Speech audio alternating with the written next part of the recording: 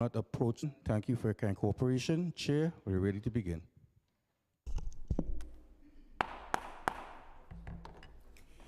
Good morning, everyone. My name is Natasha Williams, and I serve as chair to the Committee on Civil and Human Rights. I want to start off by thanking everyone joining us for this morning's hearing. Today, we are focusing on a very important topic, the 2022 Charter Amendments to promote racial equity. These amendments came about as a result of a thoughtful, multi-year process commenced in 2021 under then Mayor Bill de Blasio, who established the Racial Justice Commission, or RJC for short. RJC examined historical and present-day racial inequities in New York City, and in its findings, it recommended revisions to the city's charter to help eliminate structural barriers to racial equity. This committee held a hearing on RJC's proposed ballot measures with the goal of learning more about their process for identifying structural barriers, their engagement with experts and impacted communities, and the conclusions drawn that led to their proposals. These proposed amendments were passed by referendum by an overwhelming majority of New Yorkers during the November 2022 elections. They officially took effect in December of 2022. Now, a year and a half later, this committee is looking to learn more about their implementation and progress so far. The amendments are as follows. First, the addition of a preamble, which serves as a statement of values to the city charter to guide government in its decision-making and understanding its duties to all New Yorkers. Second, the charter now requires a biennial process of citywide and agency planning and reporting with the goal of eliminating racial inequity, also known as a citywide racial equity plan. The racial equity planning process was developed in time to coincide with the budget planning cycle in order to ensure the city's budget aligns with and supports New Yorkers' equity priorities. Lastly, the city was required to create an Office of Racial Equity and a Commission on Racial Equity, now known as MOERJ and CORE, respectively. MOERJ is designated as the lead agency for racial equity and is tasked with working across city agencies to improve equity in government operations and planning. CORE is designed to lead engagement with communities affected by racial and other forms of inequity across the city and to champion their voices in the halls of government. While the First Amendment, the addition of a preamble, has been completed, the mandated work of MOERJ and CORE is ongoing. While I understand and appreciate that such work takes great effort, time, and diligence, there have been significant delays overall. For example, although the charter required the first preliminary racial equity plan was due on January 16, 2024, in early 2024, MOERJ published a new timeline and states on its website that the racial equity planning process kicked off with agencies between March and May of 2024. And that draft agency racial equity plans are currently under review. A finalized citywide racial equity plan is expected to be published in November 2024. As a result of the new timeline, this year's racial equity planning process does not align with the ongoing budget process for fiscal year 2025, despite the intent of the charter amendment. With respect to CORE, the charter states that commissioners would commence their work on August 1st, 2023. However, severe delays in appointments did not allow for their work to begin at the designated time. In fact, 11 out of 14 appointments were not announced until May 13th, 2024, with another 2 appointments announced only 3 days ago on June 24th. As it stands, there still remains 1 vacancy remaining on the commission, nearly a year after the start date required by the charter. While I greatly look forward to hearing about all of the work that is ongoing, it does not lessen the importance of identifying and tackling any roadblocks that may have or are anticipated to come up.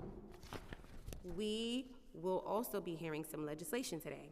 Intro 833, sponsored by Public Advocate Jamani Williams, will require the placement of an informational sign near the intersection of Wall and Pearl Streets in Manhattan to mark the site of New York's first slave market. Resolution 108, sponsored by Councilmember Hudson, recognizes the duty of the federal government to develop and implement a Transgender Bill of Rights. Resolution 280, sponsored by Councilmember Lewis, designating November 30th annually as my soror, Shirley Chisholm Day. And lastly, my own bill, Intro 471, which would establish a New York City Freedom Trail Task Force a bill originally held by my colleague, Councilmember Marte. I will now turn it over to our committee counsel, who I also would like to thank for all of their hard work in preparing for today's hearing to administer the oath. Oh, yes, and we also have opening statements, so we'll do opening statements before we swear everyone in, and I want to acknowledge that we've been joined by Councilmember Riley, Marte, Lewis, Hudson is somewhere, and Joseph. And I'll turn over to Councilmember Lewis. Thank you, Chair Williams, and good morning, everyone. Chair Williams, thank you for your continued support in recognizing foundational leaders who have strived to make our city and our nation more equitable for all. And I'm grateful to see my bill resolution 280 being heard today, a resolution that would designate November 30th annually as the Shirley Chisholm Day in New York City. In the city of New York, it recognizes her immense contributions as an educator, activist, and elected official who served the people of New York City with passion and dignity. Shirley Chisholm was a trailblazer. In 1964, she became the second Black person ever elected to the New York State Assembly. Just 4 years later, she made history as the first Black woman elected to the United States House of Representatives, representing New York's 12th Congressional District for 7 terms from 1969 to 1983. During her tenure, she was a founding member of the Congressional Black Caucus. As someone myself born to Caribbean immigrants and a council with a large population of Caribbean Americans, it is fitting to honor Shirley Anita St. Hill Chisholm, born in Brooklyn on November 30th, 1924, to Charles St. Hill, a factory worker from Guyana, and Ruby Sealy St. Hill, a seamstress from Barbados. Shirley's famous quote, "If they don't give you a seat at the table, bring a folding chair," exemplifies her grit and determination. Despite facing stereotypes and prejudice, she tirelessly fought for equal rights. Establishing Shirley Chisholm Day is not only a gesture of respect and gratitude towards her groundbreaking achievements, but also means to promote inclusivity, inspire future leaders, and foster a deeper understanding of the importance of equality and social justice in our community. It commemorates a remarkable leader whose impact continues to resonate and inspire generations. Shirley Chisholm has certainly inspired many from the Black diaspora and many future generations to come, particularly women of color, to pursue leadership roles in policy, advocacy, and social justice. Her courage, determination, and resilience in challenging status quo serve as a powerful example of how individuals can affect change, positive change despite facing adversity. I am excited to see this bill come to fruition. I want to thank the committee and our chair for allowing me to speak today during the hearing. Thank you, Chair Williams. Thank you. Any other, do you, good? Okay. I'll turn it over to you, and then we'll, yeah, I know she's not ready. So we'll turn over to you, and then when Councilmember Hudson is ready, we will pause to also hear her opening remarks or statements. Thank you so much. Good morning, everyone. My name is Jessica Boulay, I am counsel to the Committee on Civil and Human Rights. Today, we will hear testimony first from the Mayor's Office of Equity and Racial Justice, and then from the Commission on Racial Equity. Joining us for our first panel, we have Commissioner Sadia Sherman and Deputy Commissioner Dabash Nagat. Panelists, if you could please raise your right hands. Do you affirm to tell the truth, the whole truth, and nothing but the truth before this committee, and to respond honestly to council member questions? I do. Thank you so much. All right. If we want to, Councilmember Hudson, if you would like to, all right, before we start testimony.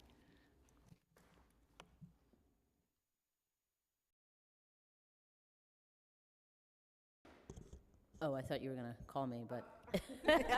And now we'll turn it over to Councilmember Hudson for remarks on her resolution. Thank you so much, Chair. And though it's Pride Month in New York City and our community is out celebrating our identities, we're also raising our collective voices to protest systemic oppression of LGBTQIA+ people in New York City and across the world. In New York City, we've seen our transgender and gender nonconforming neighbors come under attack.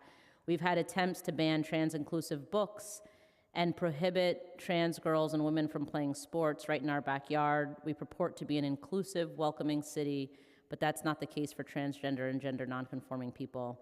It's even worse across the nation.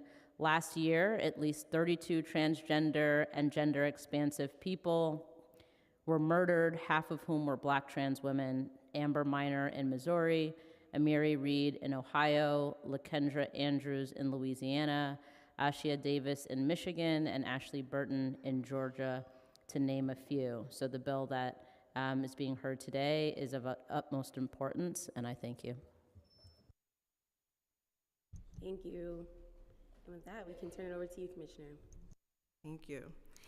Chair Williams, member of the Committee on Civil and Human Rights, distinguished members of the City Council, and the public, good morning. I'm Sadia Sherman, New York City's Chief Equity Officer and Commissioner of the New York City Mayor's Office of Equity and Racial Justice. I am pleased to be joined today by Debash Nagash, Deputy Commissioner, and other members of the MOERJ team. Thank you for the opportunity to provide an update on our efforts to implement the historic racial justice ballot measures New Yorkers passed in late 2022. Our team has been hard at work uplifting these mandates with an eye towards transforming government towards racial equity and justice. I want to begin by acknowledging that this hearing is taking place on the heels of Juneteenth. We are all here today discussing the implementation of racial justice charter amendments because of those who came before us, many whose names we don't know, people who suffered and fought for freedom, demanded their humanity be recognized, organized, and formed many traditions that endure today. Their legacy is a powerful reminder of our collective responsibility to speak up and fight for justice. That spirit lives on in so many who've laid the groundwork for today's discussion, including the former staff of the Racial Justice Commission and the commissioners who, with input from communities, examined structural racism in our city and put forward ballot measures aimed at dismantling these barriers and promoting racial equity. And my fellow New Yorkers, who overwhelmingly voted to center racial equity in city governance and empowered us to carry this work forward. As a lifelong New Yorker, I was proud to witness this important moment for our city. In recognition of the history and the people who have brought us to this day, I wish to read a passage from the preamble of our city charter. We, the people of New York City, united in our resolve to build a just and equitable city for all, recognize the efforts of those New Yorkers, past and present, who fought for racial equity and social justice, honor the contributions of those New Yorkers who suffered in the name of freedom, and acknowledge all who fought, struggled, and dreamed for a better life and a better city. Together, we stand on their shoulders as we move boldly towards a brighter tomorrow for ourselves, our children, and future generations. Thank you for your attention, and with that said, I'm pleased to update the Council. As highlighted in my testimony before the Council last September, the new preamble of the City Charter introduces a groundbreaking set of foundational values designed to guide the operation of city government and inform and shape how the city carries out its duties, obligations, and authorities. This preamble casts a vision for a multiracial democracy where we affirm that diversity is our strength, acknowledge the harms of the past, and boldly commit to building an equitable future. That we justly value all talents and contributions, that we ensure the conditions of thriving for every person, and embrace vigilance, remedy, and reconstruction. In crafting these ballot proposals, the former Racial Justice Commission spent months engaging the public in examining the root causes of inequity. From our perspective, the three resulting proposals were decidedly focused on shifting the direction of government rather than addressing any single issue area. With that charge, we have oriented our work around these foundational values and the broader vision of our city's preamble, presenting a monumental opportunity for us as public servants to rethink and reshape how we serve New Yorkers. As MOERJ leads implementation of these new charter amendments, we endeavor to translate these values into actionable measures, ultimately institutionalizing progress across agencies and establishing new norms within city government. The charter calls for the city to create an Office of Racial Equity and an independent commission on racial equity.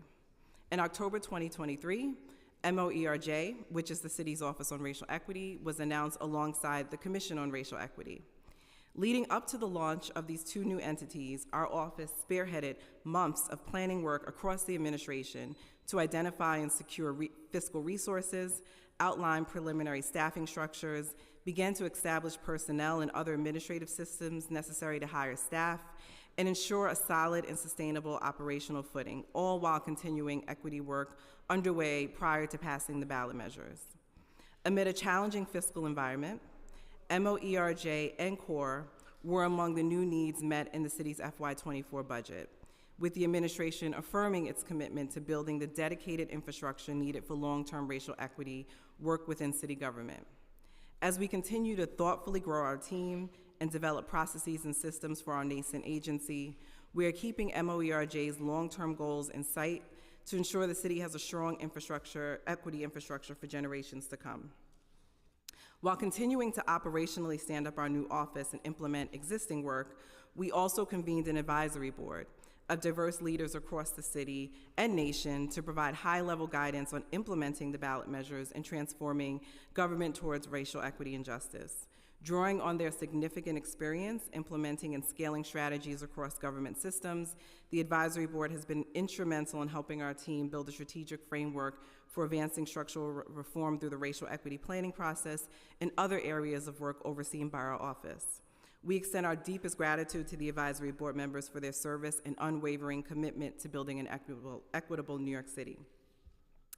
As we advance work that is long-term in nature, MOERJ has also remained focused on collaborating with partners to invest in and implement strategies to address the needs of New Yorkers in real time. This is including but not limited to over $6 million invested in new and expanded services for LGBTQ+ New Yorkers that builds on and expands the work of the NYC Unity Project within MOERJ.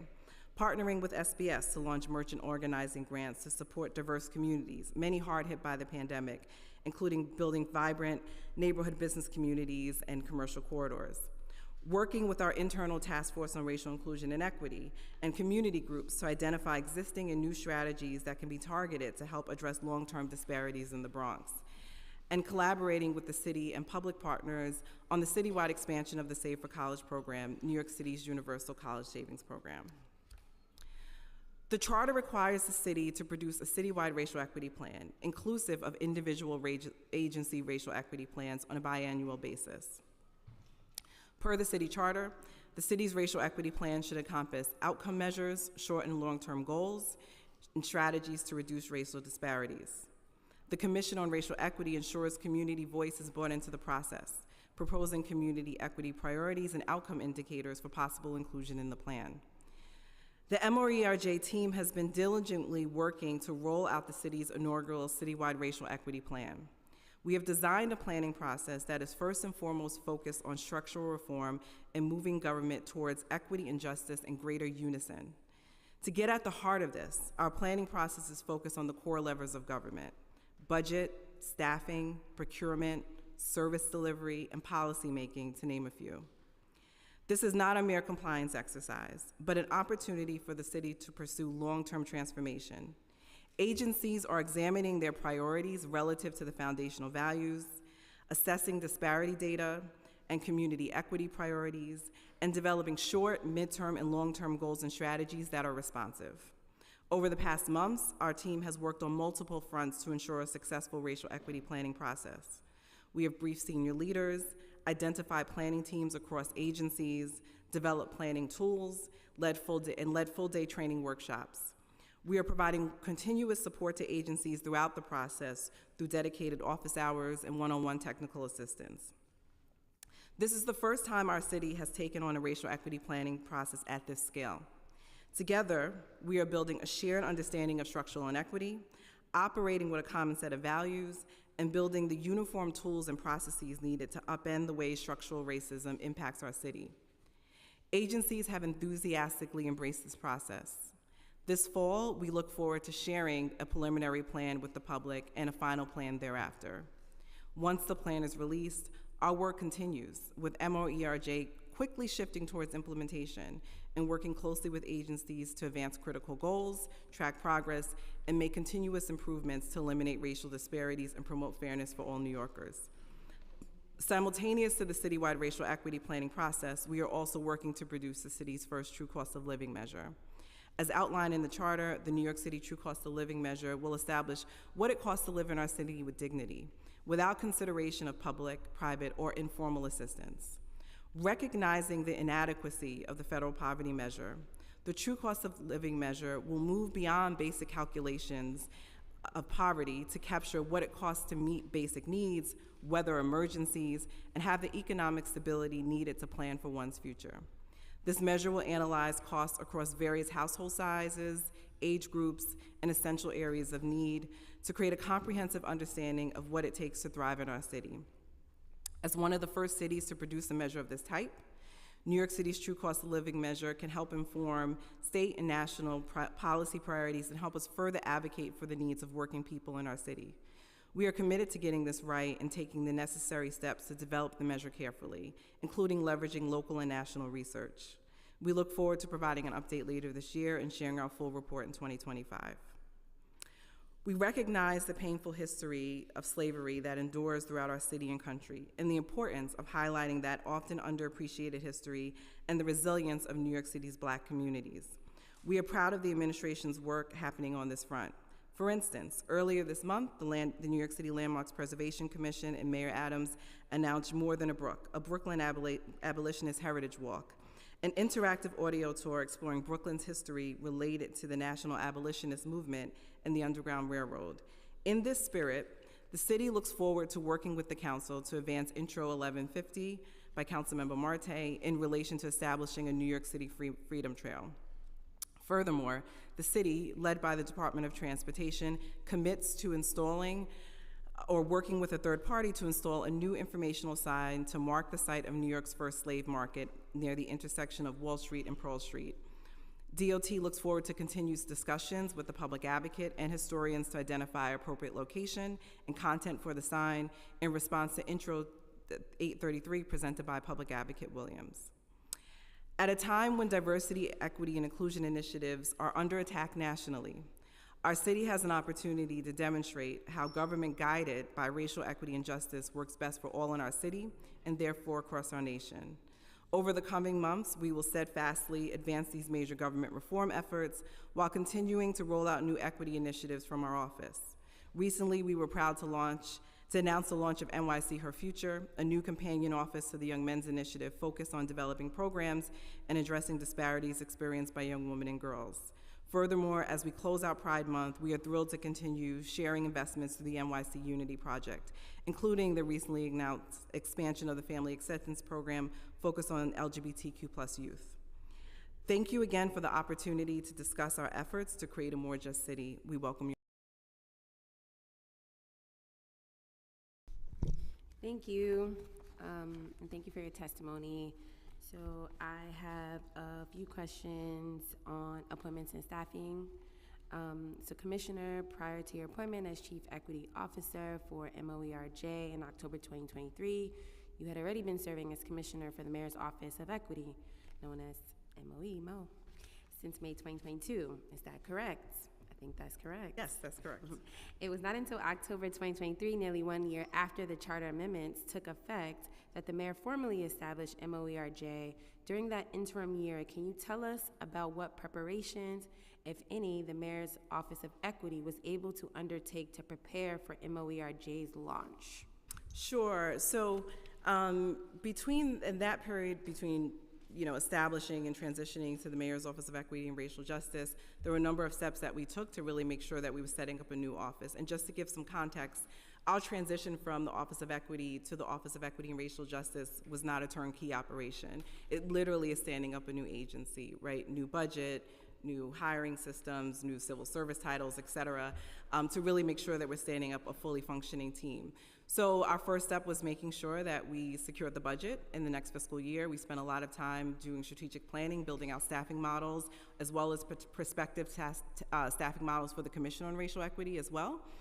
Securing the budget and making sure we're securing the lines, building the systems to even post for jobs, developing the job descriptions and posting for those as well as bringing in experts to help advise us on the overall framework for implementation. So I shared that we launched an advisory board that was in April 2023.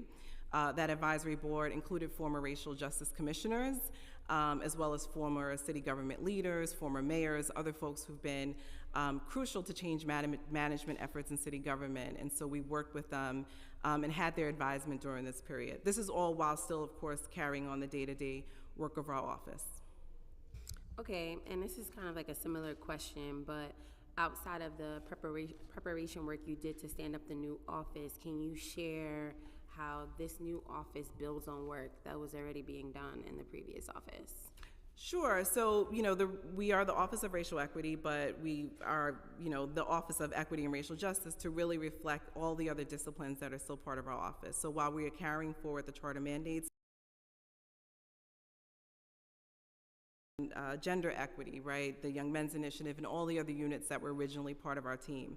So that work has still continued. We still have the program management portfolio that we oversee, and I included, some of those programs and initiatives. Those are still ongoing. And so there's lots of connectivity between the work, but obviously the work that is reflected in the charter is brand new to the office and the city. Okay, and I just want to acknowledge that we've been joined by Councilmember Salamanca. Can you tell us, if at all, can you share if you've added new work streams compared to the work that Mo was doing to comply with the 2022 Charter Amendment? So if there's anything in addition to your previous work. Oh, absolutely. So, the racial equity planning process in itself is an all-encompassing work stream that really is encompassing, much of the focus and effort of our office, pulling in folks from across our office to make sure that we execute it. So this is, designing racial equity planning tools, training, curriculum, working with agencies one-on-one, right? It's a whole new set of activities and responsibilities that we have as an office that didn't exist. Mandates. That's just one example. Obviously, I shared, the research and the work that we have underway around the true cost of living, as well as many of the other efforts that the charter calls upon us. Obviously, in this initial year, a lot of our focus has been the racial equity plan and the planning process, and that has pulled to really make sure that we're focused on that effort. Okay, I have some questions on the racial equity plan, but I will stick to questions around employment staffing timeline for right now. So several aspects of MOERJ's mandate, including with respect to the citywide racial equity plan, have been significantly delayed. To what extent was the Mayor's Office of Equity able to prepare for the racial equity planning process prior to your formal appointment as Chief Equity Officer? And to what extent were these delays inevitable given MOERJ's late launch in 2023? Sure. So I would acknowledge, obviously, that we shared an updated timeline in January, acknowledging that these are late, and certainly it's not a reflection of the seriousness that we see with this. Is actually the opposite, right? We see this as very important, and are making sure that we do it correctly. And so, even in our role as the Office of Equity, a lot of the planning work started because this is, again, as we learn from the work of the Racial Justice Commission, really a focus on building the foundations to shift government. A lot of the early planning efforts started in concert with our advisory board in April 2023, where we built out, various theories of change, different models for racial equity planning. We began to think through KPIs, structures for the plan, templates, et cetera, so that even as we moved into expanded Mayor's Office of Equity and Racial Justice, we had some foundation and some footing to start that work. Were it not for that work, even in the previous iteration of our office, we wouldn't be where we are today. And so that was instrumental to making sure that we were able to move forward and work with agencies in the fashion that we are now. Okay, thank you. And I just wanted to know, I know I'm totally going off script, but as I was thinking about the work and some of the delays, I will say that It is a very large system. New York City is very large, and it is a very large system that was not built for equity. And so I was thinking a lot about how the intents and the timelines probably may not have been accurate from the start to endeavor in this important work, but really wanting to understand what has been the cause of the delays, because we know that accountability and really working towards making our city more equitable is important. So thank you for sharing a little bit about your timeline. So in terms of staffing levels, how many staff members are currently employed within MOERJ, and how do these staffing levels compare to staffing levels of MO in October 2023? Sure. So currently we have 10 people on staff, 5 people in our pipeline, meaning folks who are in some form of vetting and waiting for a start date. For our remaining positions, we are all in the recruitment, interview, hiring process somewhere with those roles, but we hope to be at 15 people pretty soon with the next folks starting. In comparison to MOE, and I'll defer to my deputy commissioner, we had 7 lines, I want to say, in MOE, but I would just flag that we also had shifts, right? So during the course of this process, we also had 6 people transition out of MOE as we transitioned to MOERJ. So our staffing has also been fluid, where we're hiring for new roles, but also backfilling for positions. Okay. It's like you said it perfectly, nothing to add.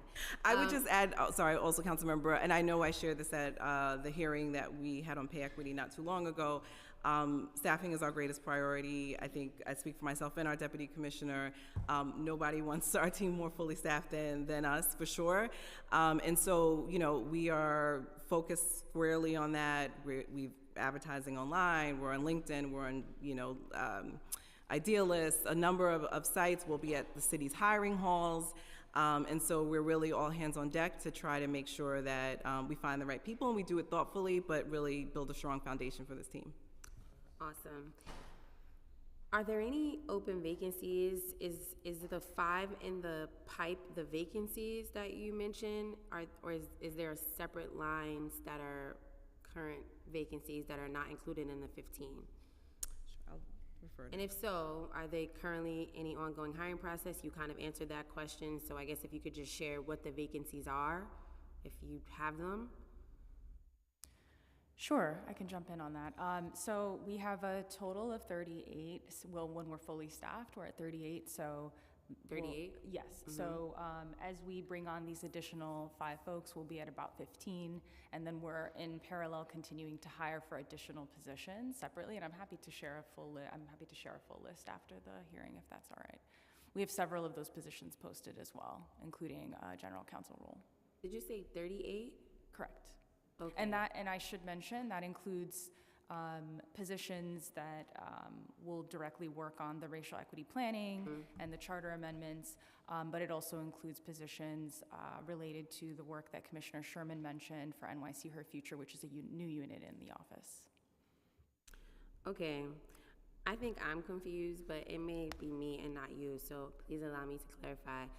So you mentioned 10 staff, 5 in the pipe, and then you said a total of 38. Can you explain to me the weirdness of, I'm pretty sure, the city's hiring process, the 10, the 5, the 38, like what is that?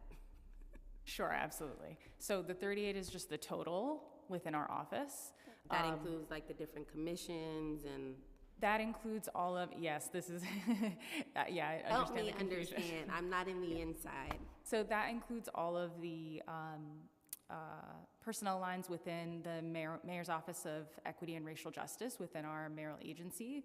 And then it also includes some additional, so that includes the staff that work on the racial equity planning process, right? Our office was, alongside the Commission on Racial Equity, was funded in fiscal year 24 for that expansion. So it includes all of those lines, but it also includes positions to support the new unit, the NYC Her Future that the commissioner mentioned as well. So it includes positions that are supporting the racial equity planning process, but also positions supporting the office as a whole.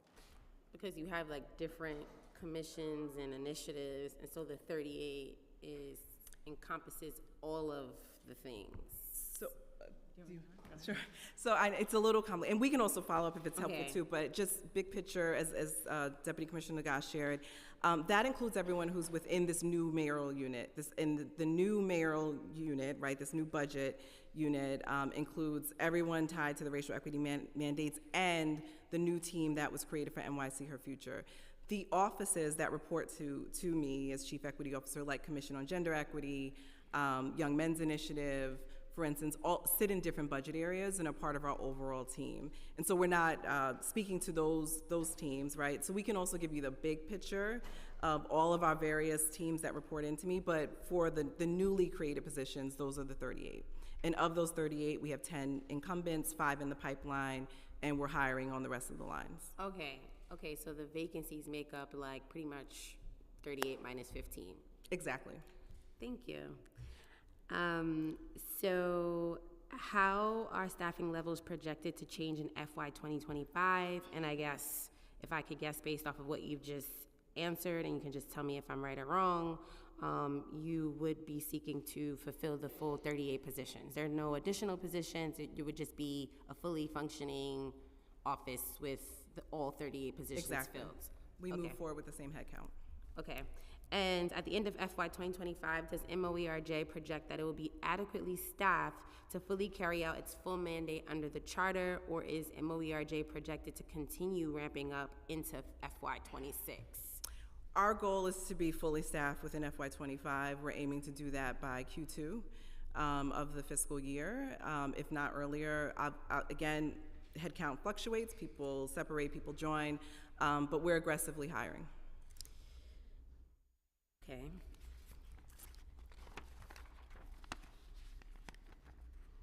So was MOERJ involved in the selection or vetting process for core commissioners? So deviating a bit to the selection process of core, and then I have some budget questions. Sure. So the process for core commissioners is led by the Mayor's Office of Appointments. While we certainly, can recommend commissioners, they lead that process and work on all mayoral appointments. Okay.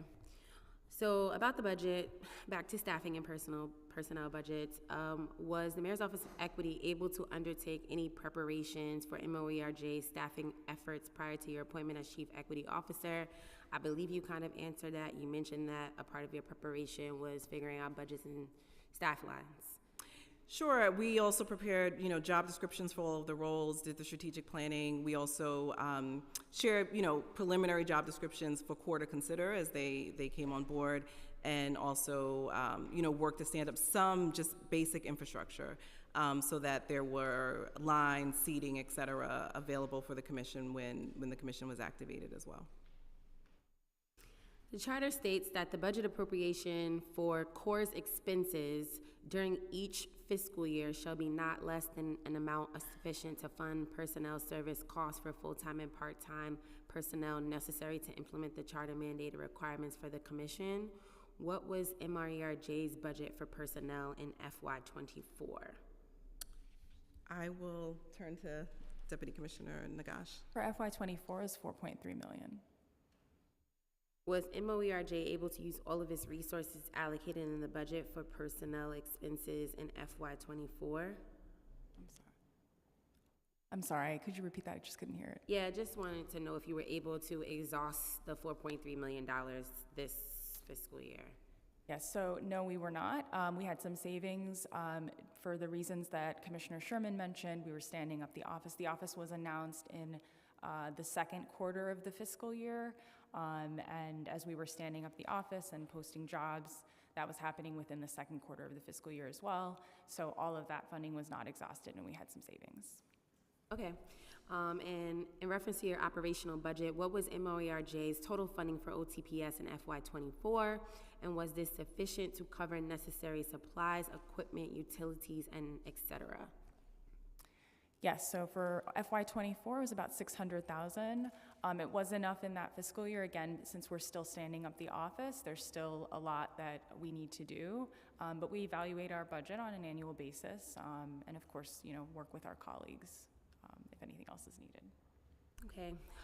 Did MOERJ ever reach out to OMB to discuss budget needs? And if so, could you share a response? Sure. a response from OMB? Like, have you had conversations with them about your budget? Are you fine with your budget? Could you share any insight around your budget? Yes, we work very closely with our colleagues at OMB on establishing the budget back in prior to the start of FY24 and ensuring that the needs of the office are met.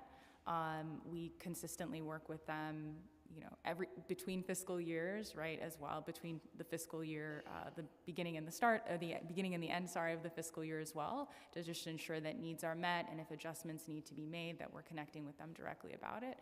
We also ensure that they're very familiar with our work. We've briefed the staff on the charter mandates and the work that we aim to do to also ensure the work that we're doing, the direction we're headed is understood. Thank you. Do you think you have adequate office space for your current staffing levels and projected staffing levels? Do we currently have, sorry? Enough adequate office space? Okay. Really, I'm interested in the projected staffing levels because you are projected to go up ×2. So do you feel like you have adequate office space for your projected staffing needs? Yeah, we've been working with our colleagues at DCAS and others across the administration to identify additional space. We have a space currently that will fit additional staff members that are in our pipeline, but we recognize that we'll need more space for staff coming on board this fiscal year. So we've been working on identifying additional space. In terms of resources, MOERJ did not participate in a council preliminary or executive budget hearing this year. How did MOERJ determine its budget needs for the coming year? Did MOERJ request any additional or new resources for FY 2025? Sure. I mean, so I can just jump in and then I'll. So we, as Deputy Commissioner Nagash shared, we work with OMB going through each budget cycle.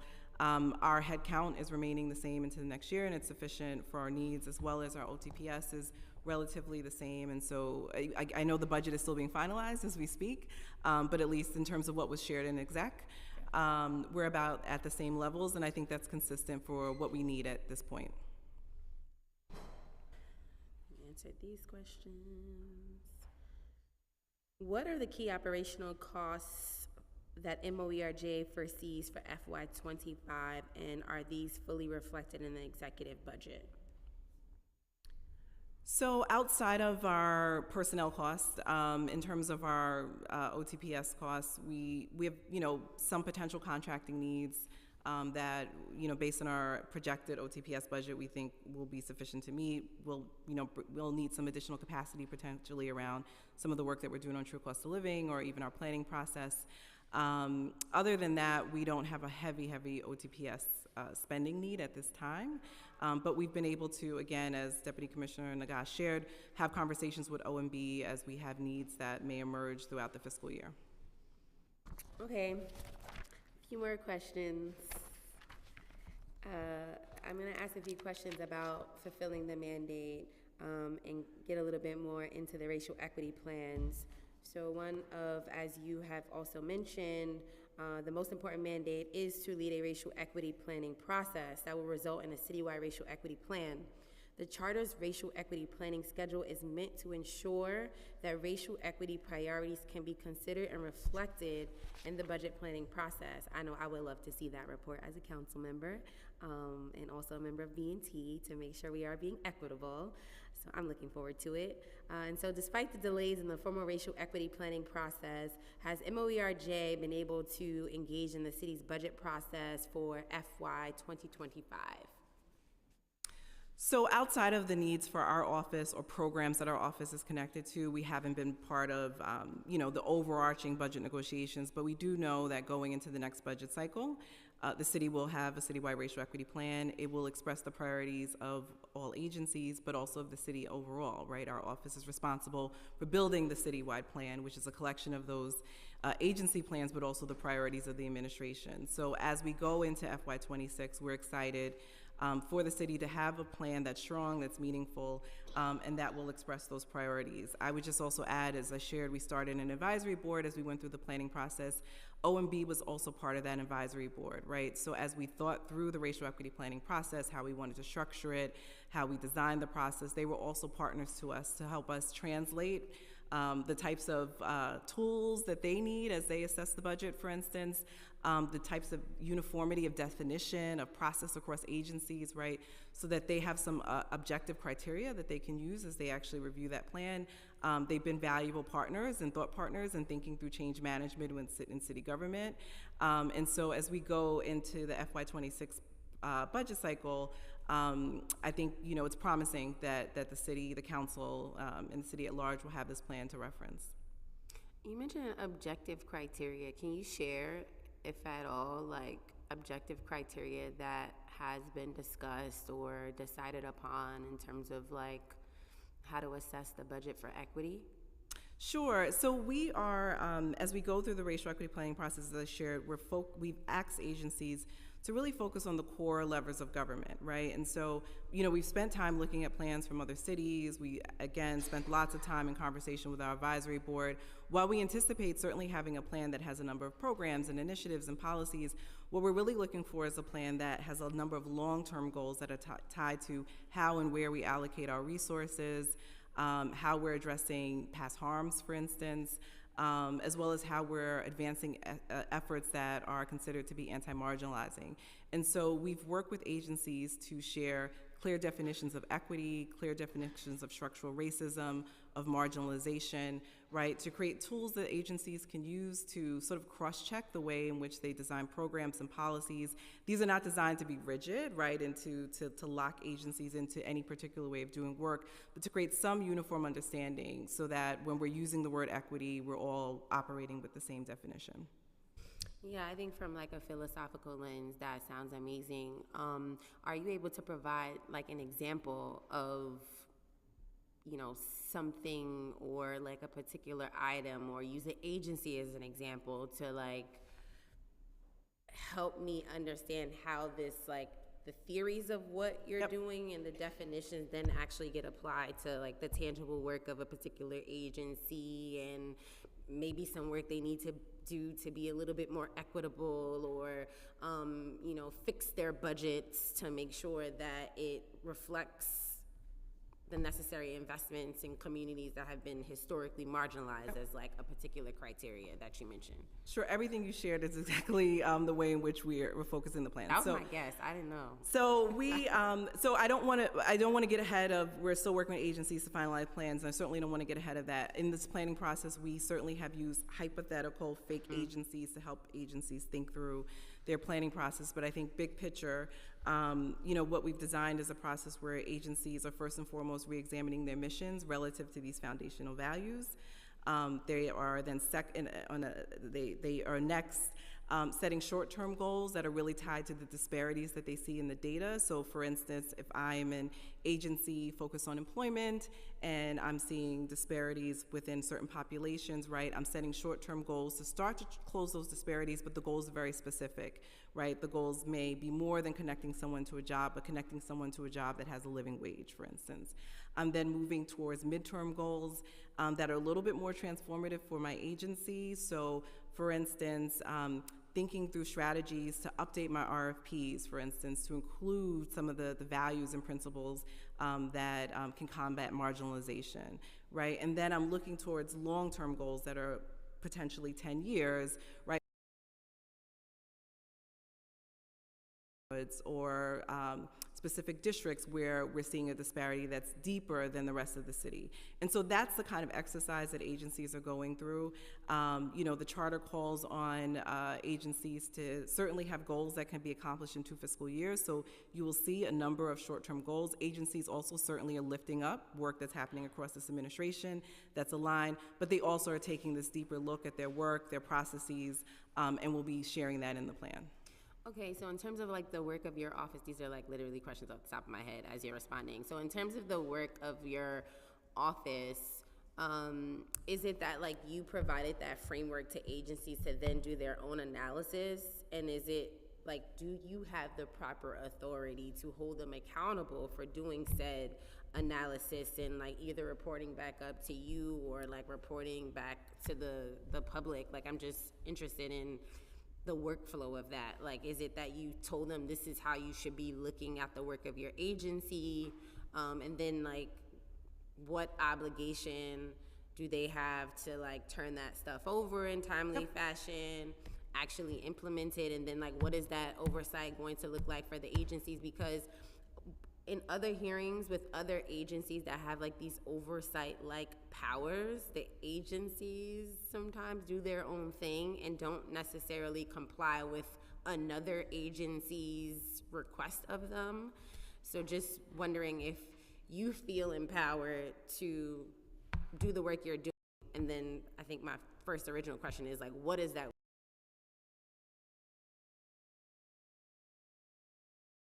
As like, was it a document, a framework? Was it a conversation? Like, how are they, what tools do they have to do this analysis? And then how are you empowered to hold them accountable for said work? Sure. So we are empowered to design, execute, require, and really define how this plan is moving forward. We're fully empowered to doing that. There's been support across the administration, including at the very top, right, with the mayor issuing notice to agency heads, ensuring that they understand the importance of this process and the importance of committing to it. We've briefed all senior leaders, we've briefed all agency heads, and the good news is that agencies have enthusiastically participated in this process. So to your point, we have laid out tools that are, prescriptive, but still offer flexibility. We don't want to stifle innovation. We've, created training. We're providing support, technical assistance. We're receiving draft plans, and they're draft for a reason because we're going to work with agencies to bring them to final. I'm really, to your point, I've certainly been through many other city processes, and I think part of the early planning work that we did, particularly learning from other change management efforts in government as well as other cities, we did that upfront work so that we could build out a process that really brought agencies to the table in a way that they're full partners, and they've been great partners. So I think that I'm encouraged, and I think that the city will have a really strong plan. And I think the values and the priorities across the administration seem very aligned as we move forward in this process. That's good to hear, and I guess this is more of a future question as you endeavor to be a part of the FY26 budget cycle, because as you said, we're in budget negotiations, and I think there's been plenty of times where myself, colleagues, talk about how commissioners will complain to them about OMB. And so, and afraid of OMB, and OMB is like the end all be all. And so I almost, and I hope, and I'll be really interested in how, again, your office is empowered to be a strong voice in the budget process. And maybe you can't answer because, politics, but I'm just wondering how you feel about your role going into the next budget cycle, and if you do feel, once again, empowered to even have a strong voice within the budget cycle, and if your office is, OMB specifically, is valuing the work of your office as they seek to draft city budgets year after year. Sure. So I don't want to speak for OMB, but I will say, again, they've been partners in this process. And I think, as we have a final plan, it will express the priorities of agencies in the administration. And I think that that's important, right? Critical information as the city budget is created. Obviously, new needs are a fraction of the city budget. And so while we know that agencies, of course, right, will propose and identify areas of need, we also are asking agencies to take a look at how they allocate their existing resources. And so that's part of the process as well as, right, the many non-monetary actions the city can take to advance equity, whether it's policy, reform, and removing impediments, et cetera. Okay, and I just thought of another question. It's one thing in one agency to look at how they're spending their resources in different communities with different types of demographics across the city, but in your assessments, are you also going to be looking at how, let's say, I won't even say any names because I'm trying to be good. Agency A that people might find to be a problematic agency and perhaps should be defunded in some way.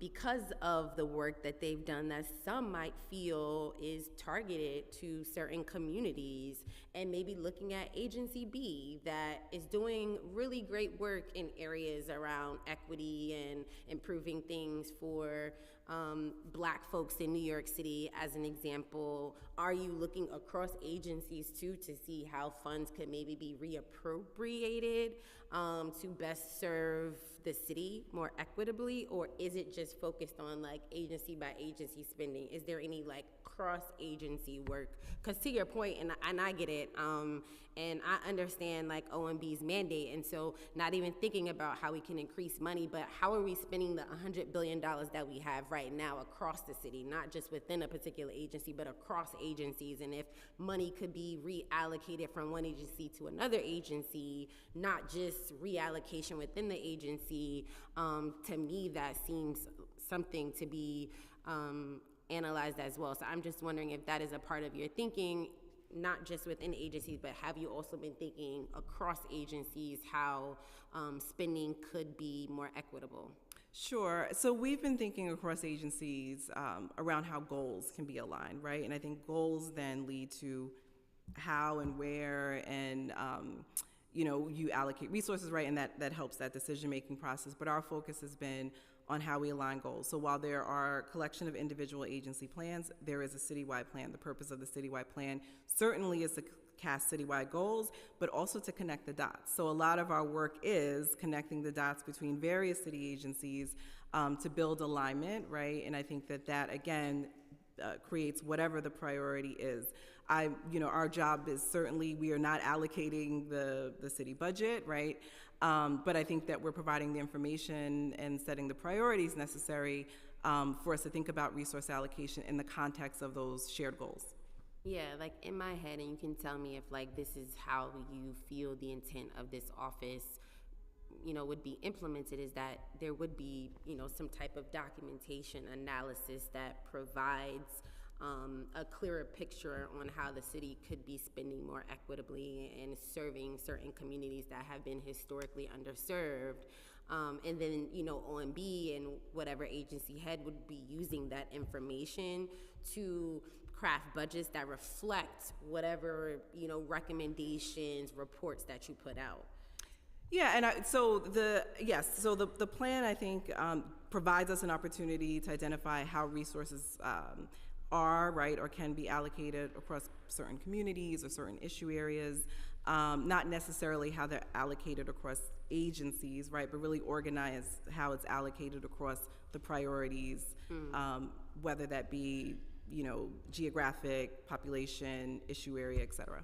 Okay, so part of your plan is more so focused on the priorities and almost like means testing the budget to the priorities that you have identified through the plan. Yeah, I mean, the plan really is like setting these goals, the strategies that are short and long term to achieve these goals, with an understanding that many of the goals are cross-functional, right? So, if you think of any challenge in the city, right, it's no one agency's job to solve, and so our expectation is the citywide goals are capturing those, and that's used to inform all of our decision-making. Okay, given some of your answers, I guess you haven't really reviewed the executive budget this year, right? The goal is to really do that analysis next year. Exactly, we'll have a plan at that point. Mm-hmm. Okay, according to the Charter's 2024 Racial Equity Planning Schedule, MOERJ must publish its first racial equity progress report no later than 3 weeks after the mayor submits the citywide racial equity plan. Does MOERJ expect to be able to follow this schedule for the currently projected racial equity planning timeline? So in other words, can we expect this progress report by the end of the year? So I think that may be, the progress report is due the year after. 2026. Okay. I think maybe that is the Commission on Racial Equity provides exactly. So the Commission on Racial Equity, which is an independent commission, and I know you'll hear from them later today, they provide an evaluation of our plan after it's prepared, and then we prepare a progress report in the next year, and we'll be on track to do that. Okay. Does MOERJ expect to revert to the originally envisioned schedule for racial equity plans after this year?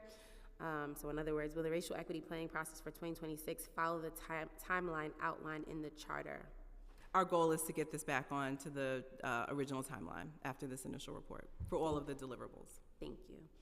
Could you speak to how the racial equity planning process is going so far and how MOERJ has been engaging with or plans to engage city agencies and systems? Sure, I will turn to our Deputy Commissioner Nagash to speak about that.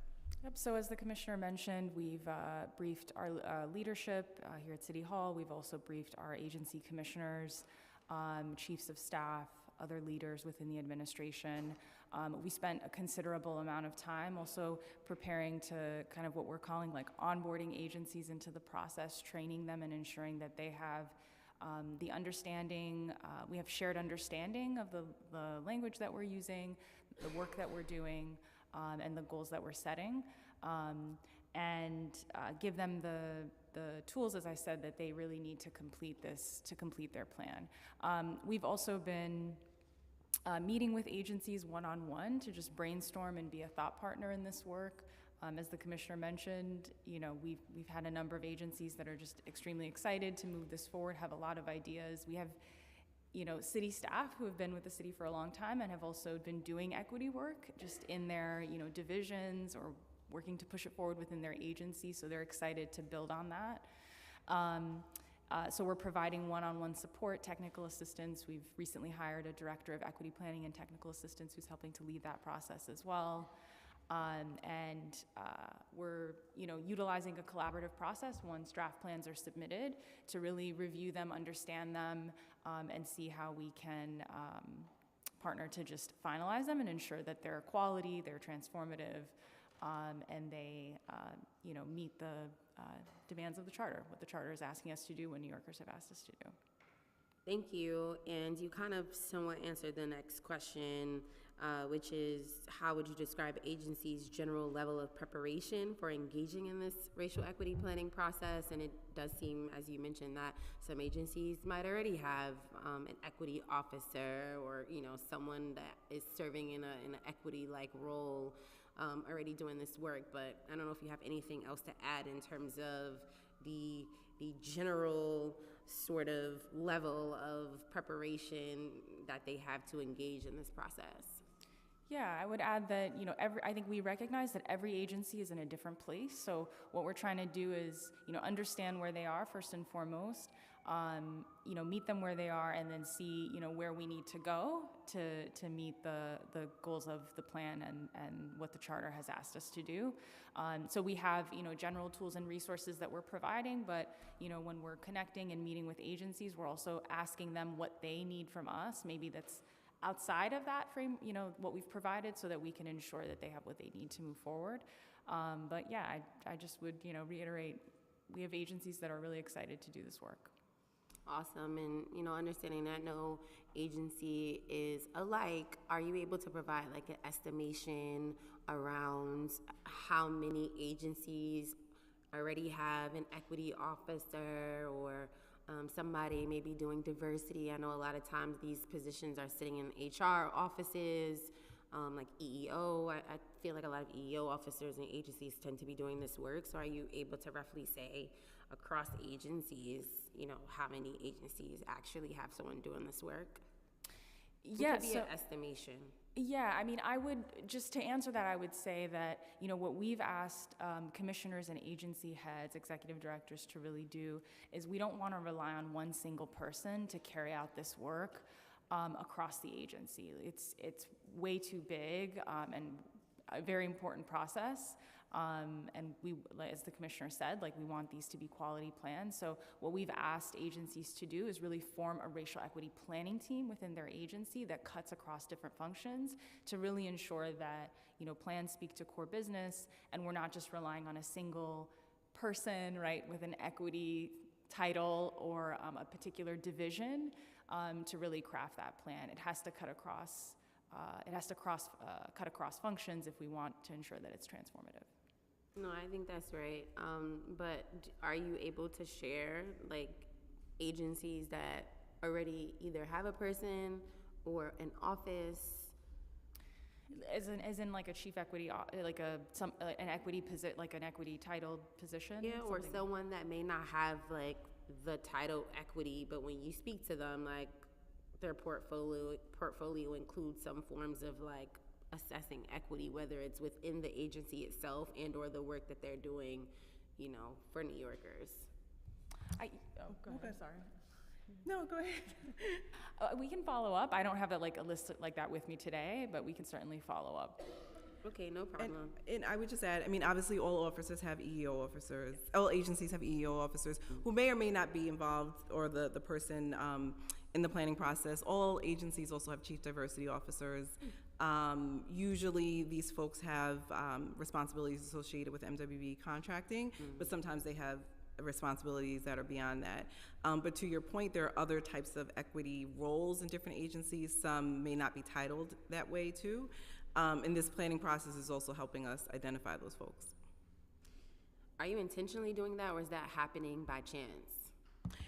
So we, to Deputy Commissioner Nagash's point, when we reached out to create planning teams, we've asked agencies to, you know, identify someone who reports to the agency head as part of the planning team. That could be a deputy commissioner, for instance. That could also be their equity person, whether it's an officer, et cetera. And so we've intentionally asked agencies to include those people in this process.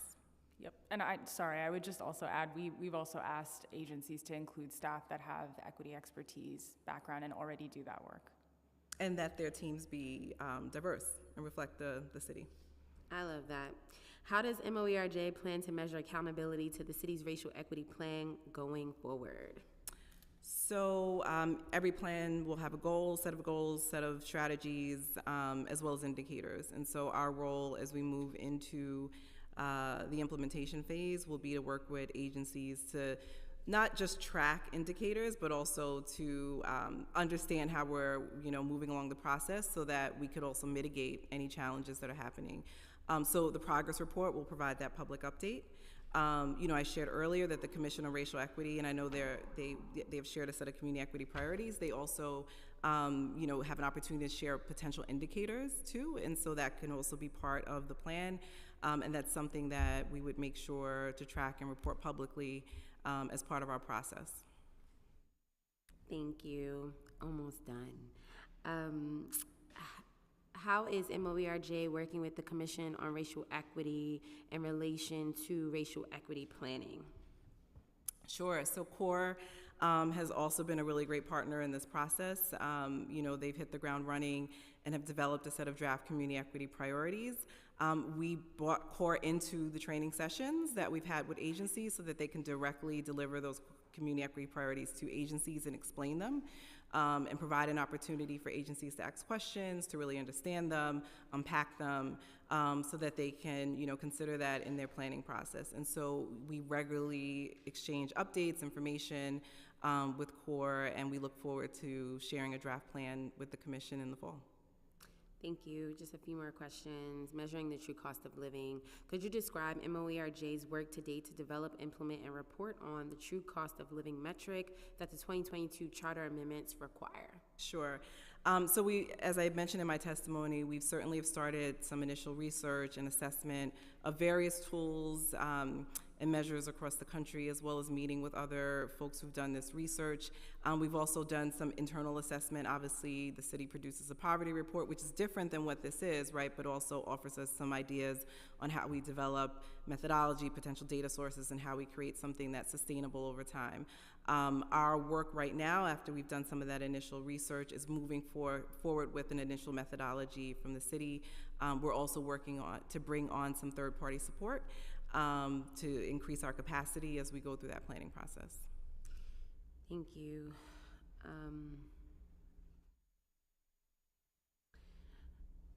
There are other questions, but I think you're still formulating it. But you know, just I guess understanding like what the methodology will be. How do you plan to evaluate or determine the true measure to measure the true cost of living? You have that information now, or you're working to get to that place? We're working to get to that place. I can just share, you know, this is of great importance to us and to our city. You know, true cost of living measure, as I shared in my testimony, really offers an opportunity for us to understand the magnitude of people across our city who are certainly, working to get by. And can certainly be a way in which we advocate for what we need as a city on behalf of working people. And so we're looking to certainly measure basic needs, also make sure that we're measuring ways in which people can withstand emergencies, but also making sure that we're creating a measure that accounts for the economic stability that people need to really plan for their future. And so this is uncharted territory for sure, and so we want to make sure we do this in a way that's really thoughtful. And so again, we look forward to sharing that methodology and briefing the council. Thank you. Now on the Task Force on Racial Inclusion and Equity, can you tell us about the current activities of the task force and its plans and priorities for the coming year, and how the task force's work has shifted, if at all, since MOERJ was established? Sure, I'll turn to Deputy Commissioner Nagash. Yeah, so the Task Force on Racial Inclusion and Equity's work continues. Our focus has been primarily, and the Commissioner referenced this in her testimony, on responding to longstanding disparities in the Bronx. So that's been a big focus of our work and will continue to be in this fiscal year. We've worked with a subcommittee within the Task Force on Racial Inclusion and Equity to look at, to form kind of a vision, some overarching areas of issue areas and goals, and start to really think about what strong existing strategies should we be potentially expanding within the borough, what are both from within the city but also within community, and then what new strategies should we be thinking about moving forward.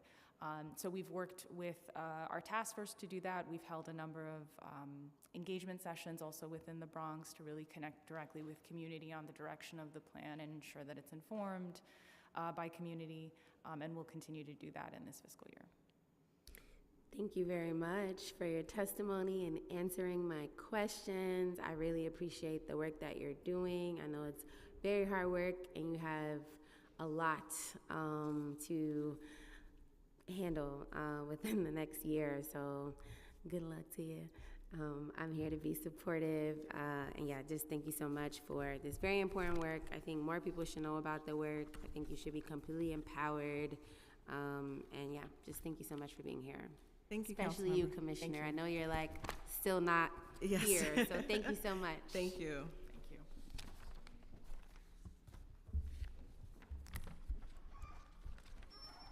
We're gonna switch to the core panel now.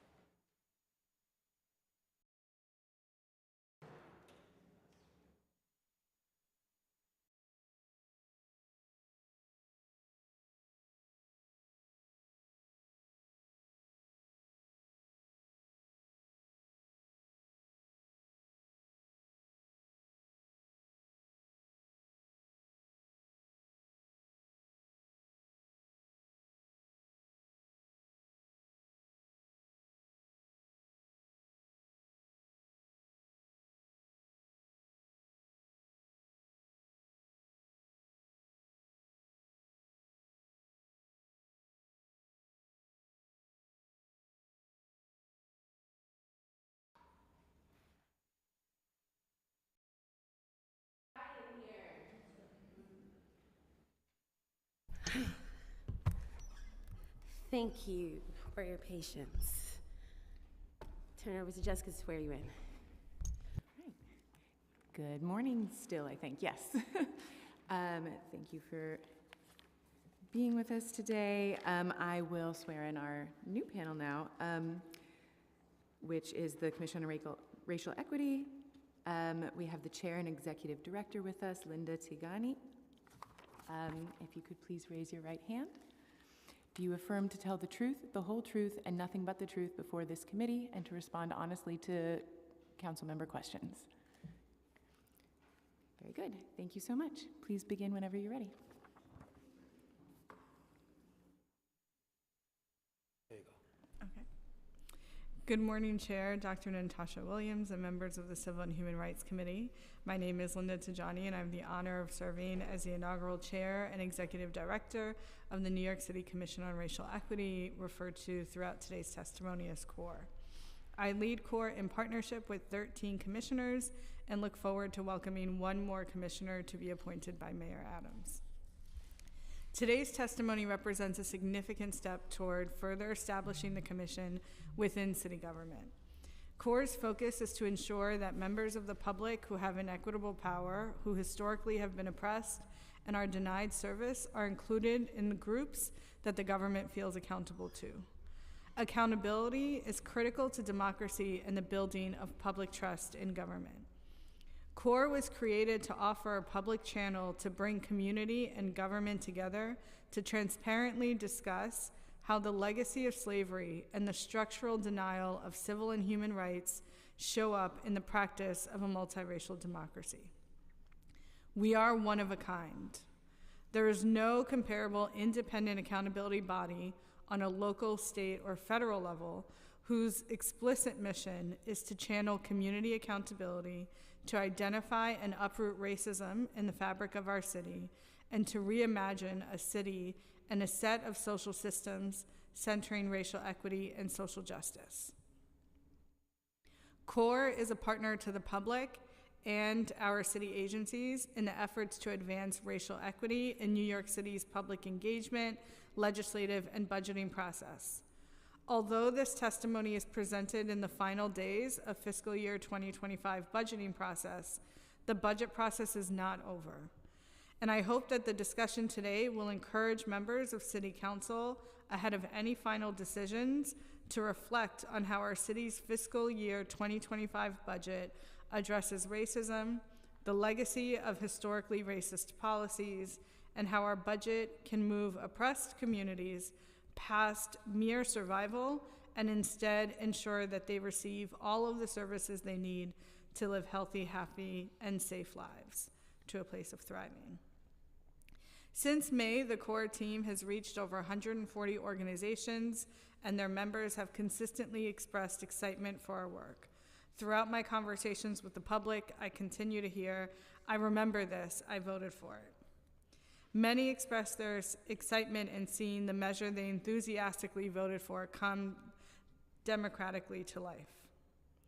At the same time, community organizations and advocacy groups have shared concerns about CORE's capacity to fulfill its mandate to increase accountability for racial equity in government operations.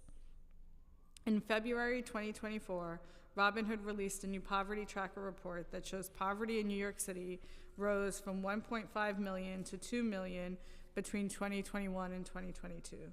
Latino New Yorkers were twice as likely to live in poverty compared to white New Yorkers.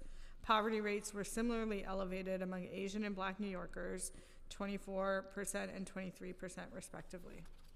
Black New Yorkers had the lowest life expectancy among racial and ethnic groups at 76.1 years, while white New Yorkers had the highest at 81.8 years. None of this should be surprising. Racial disparities in access to government services are the direct product of policy, procedures, and decision-making processes.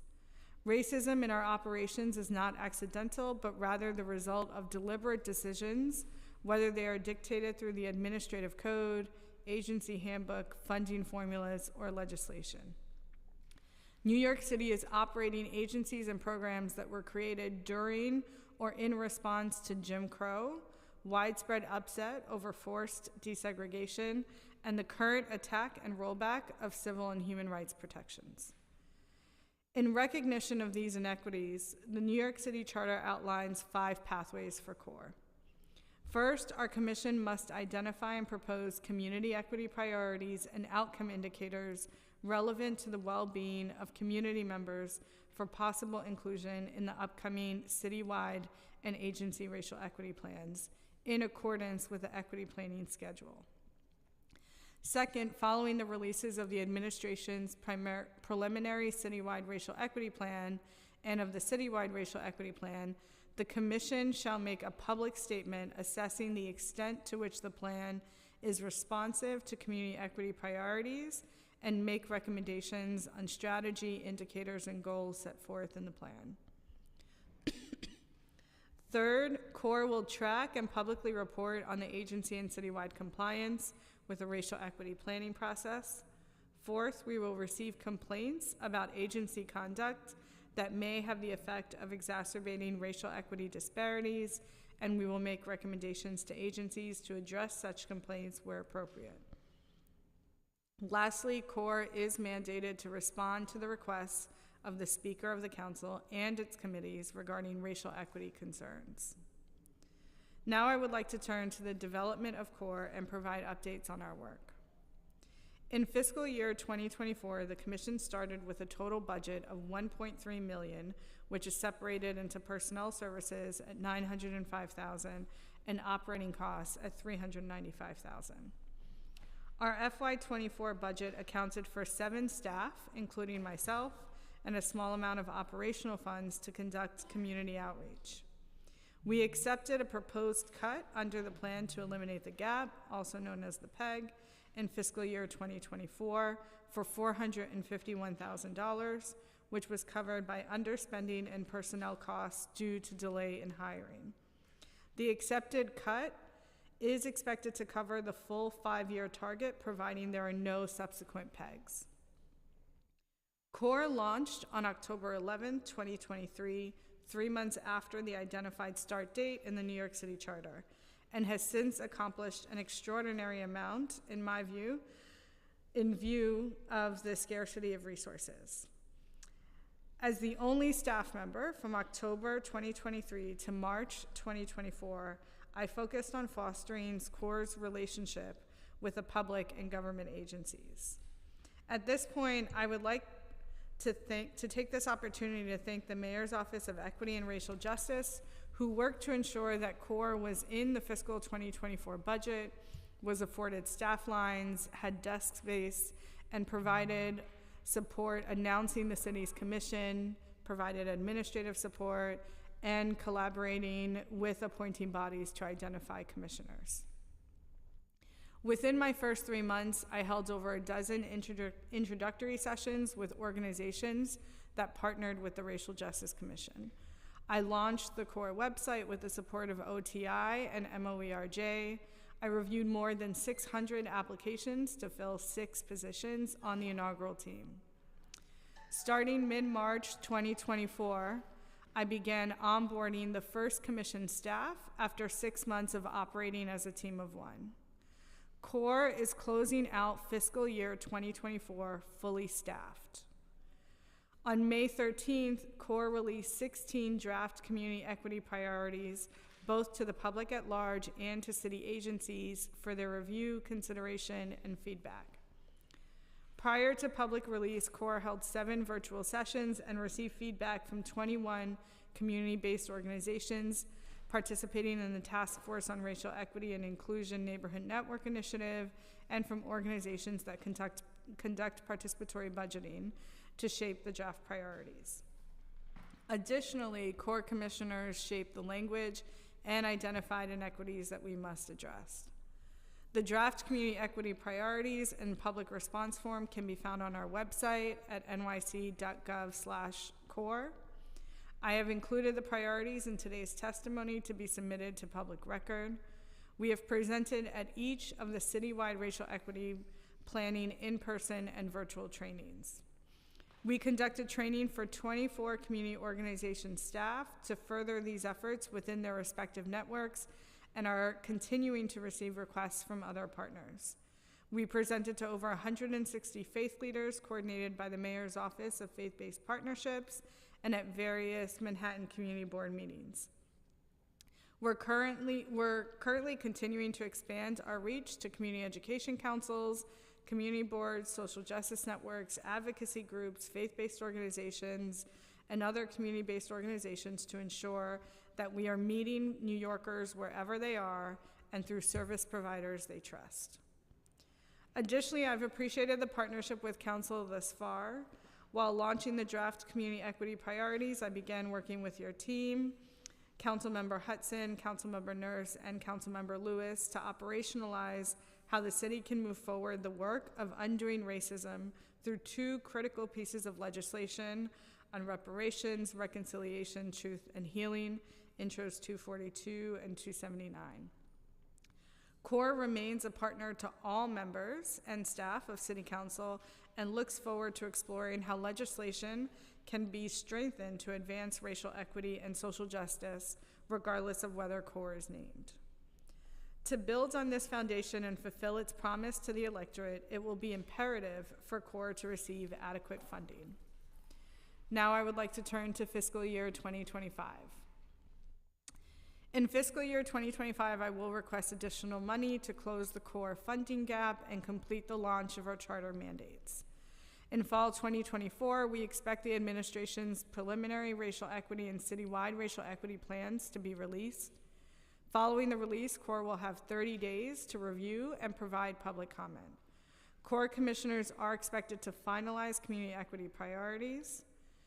Concurrently, CORE staff will launch guidance for New Yorkers on how to file a complaint with CORE. We will expand to a team of 12 members, hiring 5 people in FY25 to support each area of our work.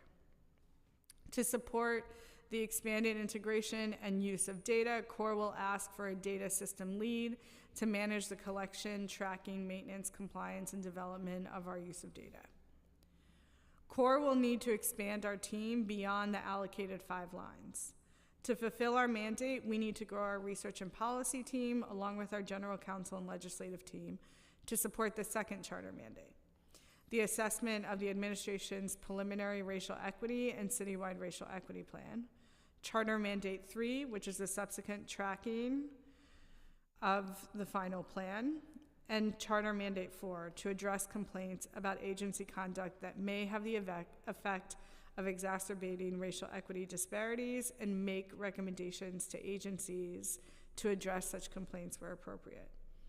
New staff will be requested to carry out charter mandates 2, 3, and 4, and to partner with council to leverage racial equity impact assessment tool to sufficiently respond to requests from the Speaker of the Council and Council Committee on matters related to racial equity, charter mandate number 5. In fiscal year 2025, CORE will launch robust community organizing and engagement practices to ensure that community voices are at the table. We will need additional funds to increase payments to community groups for the time and resources they're contributing to CORE's work. We will also need to pay commissioners per diem for their time and reimbursements for their expenses related to work conducted for the commission. Projected funding for fiscal year 2025 does not include a budget to pay commissioners as mandated by law. Our fiscal year 2025 budget will increase to $1,329,093, and in fiscal year 2026, we are expected to be baselined at $1,335,741. Increases in fiscal year 2025 and 2026 are a result of collective bargaining and managerial adjustments. It does not account for the development of core staff, workflows, or for commissioner costs per diem and reimbursements. In closing, I want to urge the City Council to fulfill its mandate to apply a racial equity lens to New York City government operations and reflect on the following questions in the final negotiations over the city's budget items. How does this investment counteract racism and the history of racism, if at all? Will this policy or investment reduce, perpetuate, or exacerbate racial inequity in service delivery? Will it reverse the breakup of families and communities or reduce the over-marginalization and criminalization of New Yorkers of color? Is the policy or investment based on needs and goals expressed by impacted communities? And finally, does the investment reflect the foundational principles expressed in the preamble of the Charter of the City of New York? Thank you.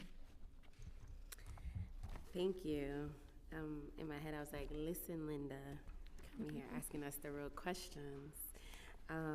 And my very quick macro answer to that is bureaucracy is racist. I really want to do a report on this because I think the way that we do our budget process is bureaucratic in nature and doesn't really allow for us to ascertain the questions you asked in the negotiation process.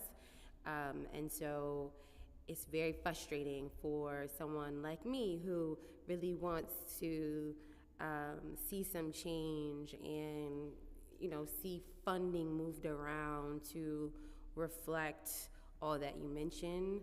But the process in itself doesn't always allow for us to properly be able to assess and negotiate the budget based off of these questions. So I think we need to really look at the process in which we do budgets in New York City, the process in which we pass legislation. It's all like a system that we are just all like continuing to perpetuate with not really taking a step back to change the system itself that we are currently operating in. So thank you for your testimony and your questions. So I will also start with questions around appointments and staffing and timeline.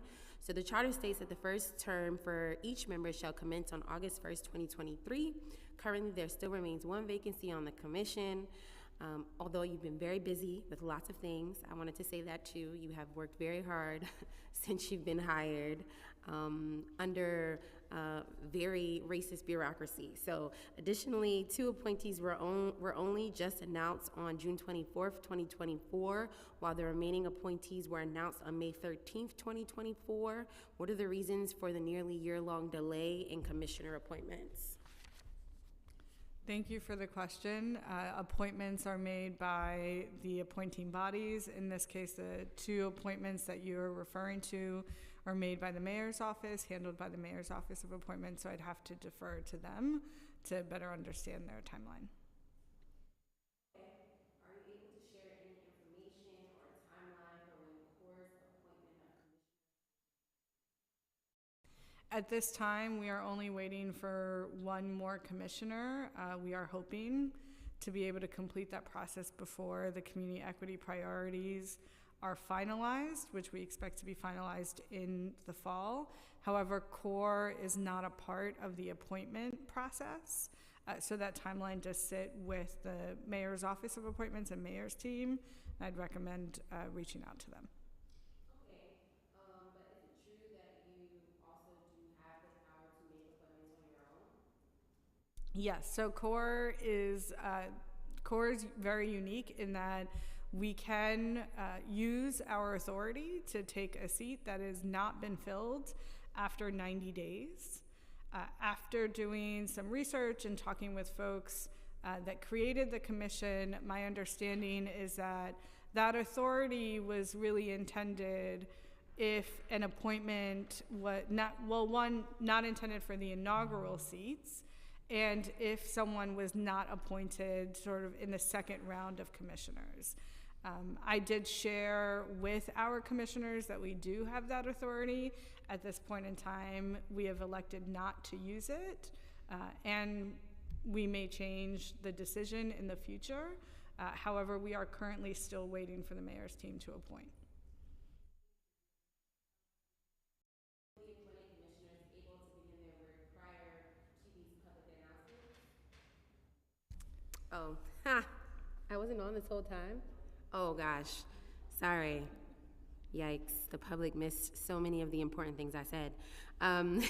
Were these newly appointed commissioners able to begin work prior to these public announcements?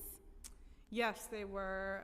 So in the first set, we received the controller's appointment first, then the public advocate's appointment, and they started once I received their information. I reached out to them, and then we began to receive speaker and mayoral appointments. We waited until May 13th to announce everyone that we had, because they were trickling in over time.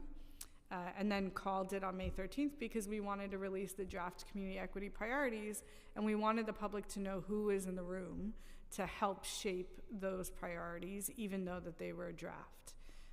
I believe of the last two commissioners appointed, Amilcar and Wendy, Amilcar was also able to start prior to her formal announcement. Everyone started after their appointment letters were issued. But there certainly was a little bit of time between when we publicly announced them and when they joined. Thank you. How many times has the commission been able to meet so far? So we meet every month, at least once a month. So it's the first Friday of every month. And we have met, we've met 6 times. Thank you. So back to the commissioner selection process. Can you tell us about the selection or vetting process? I know you don't play a core role, but if you could share, if any at all, the selection or vetting process and your role in that process as chair. I do not have a role in the selection or vetting process. Okay. Do you know, if any, what criteria and considerations were taken into account when selecting and vetting commissioners? So the charter mandate outlines key requirements, not requirements, but considerations for the appointing bodies. And so that includes never having served on a board before, representing communities that are traditionally underrepresented, and also having a background either in advocacy, racial equity, and public service. Do you feel like the current appointments reflect that? I do. I'm very honored to work with the 13 commissioners that have been appointed. They're a diverse group. They represent everything from labor to environmental justice to civil rights to health equity. I think this is a great team to work with. I'm really excited. Can you describe a little bit more about the appointed commissioner's qualifications with respect to like some of the things you just mentioned, civil rights, community leadership?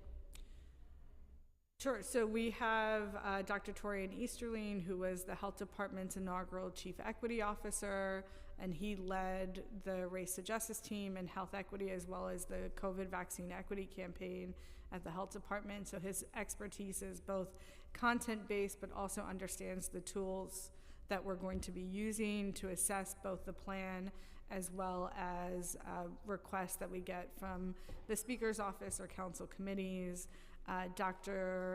Reverend Kirsten John Foy also has extensive experience advocating on behalf of communities, also from a faith-based perspective, advocating with faith-based communities to advance civil rights not only in New York City but across the nation.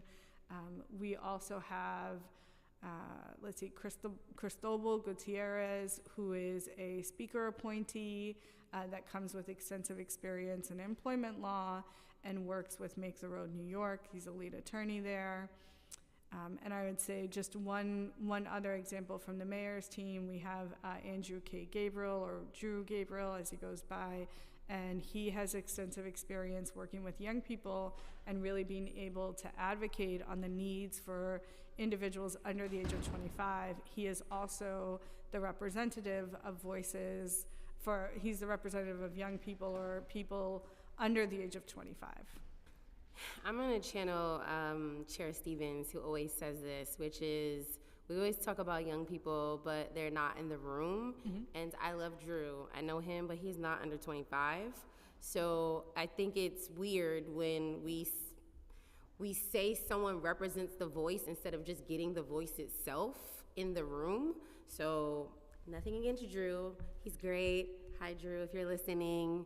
You deserve to be there, but I think someone probably under 25 should probably also be in that space because he's not under 25. But it's like he's I don't know. I just channeling Chair Stevens, who is the chair of our youth committee. She always says that, and this is another case where age demographics are not really seen on the commission. It's kind of strange. Okay, so how many potential candidates were vetted for the commissioner role? Are you able to share that? Do you know how many have been vetted for the commissioner role? I don't, because I'm not a part of that process. Several commissioners also have current roles in city government. Does CORE foresee any possible conflicts of interest between CORE's watchdog responsibilities and the commissioners who are actively serving in their government roles? So at this current moment, we are developing our bylaws, which will include a process for recusal for any commissioner for any subject, and it will apply to any commissioner that is a city staff member, regardless of who's appointed them or what their city role is. Right. And, you know, when Commissioner Sherman was speaking and talking about her work versus CORE, I really feel like CORE is supposed to be like the people-driven arm. So I do also find it a bit strange that we have government employees who are a part of this commission in this sort of like volunteer capacity.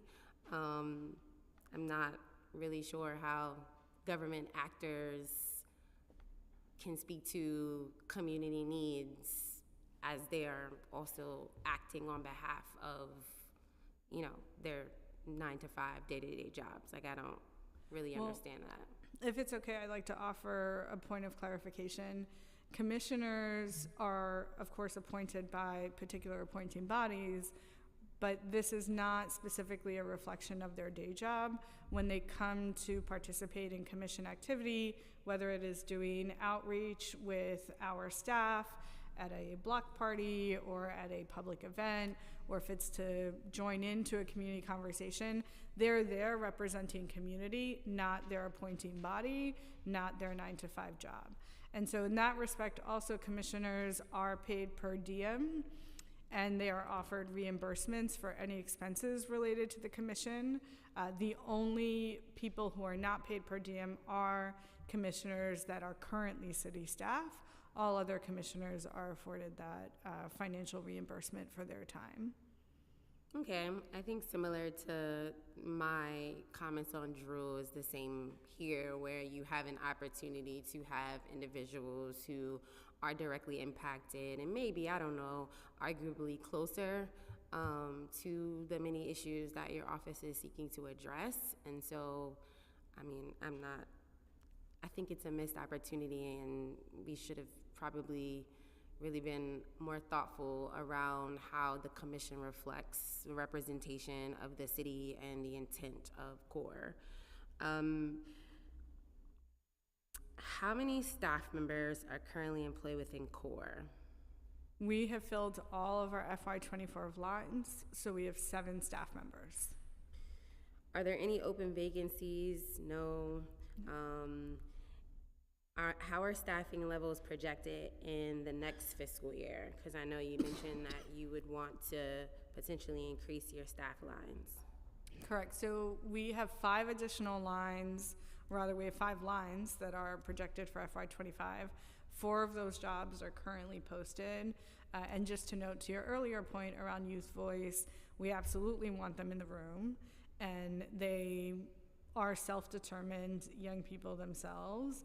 And so they need to be able to speak their truth. We have met with young people already to provide feedback on the draft community equity priorities.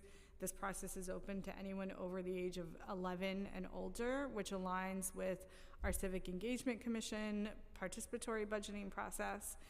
And one of our lines for FY25 is specifically focusing on youth voice. So we will be adding a staff member to our Director of Organizing and Engagement team that will specifically work on organizing young people for the commission.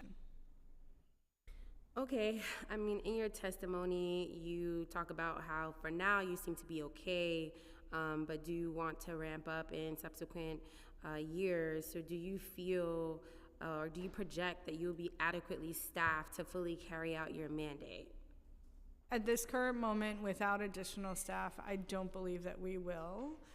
We do need additional lines to be able to assess the preliminary plan and the final plan, but also to be able to assess the complaints that we expect to come in from community. Already during introductory sessions, we hear people tell us, like, can you accept this type of a complaint? Is this an issue that you could work on?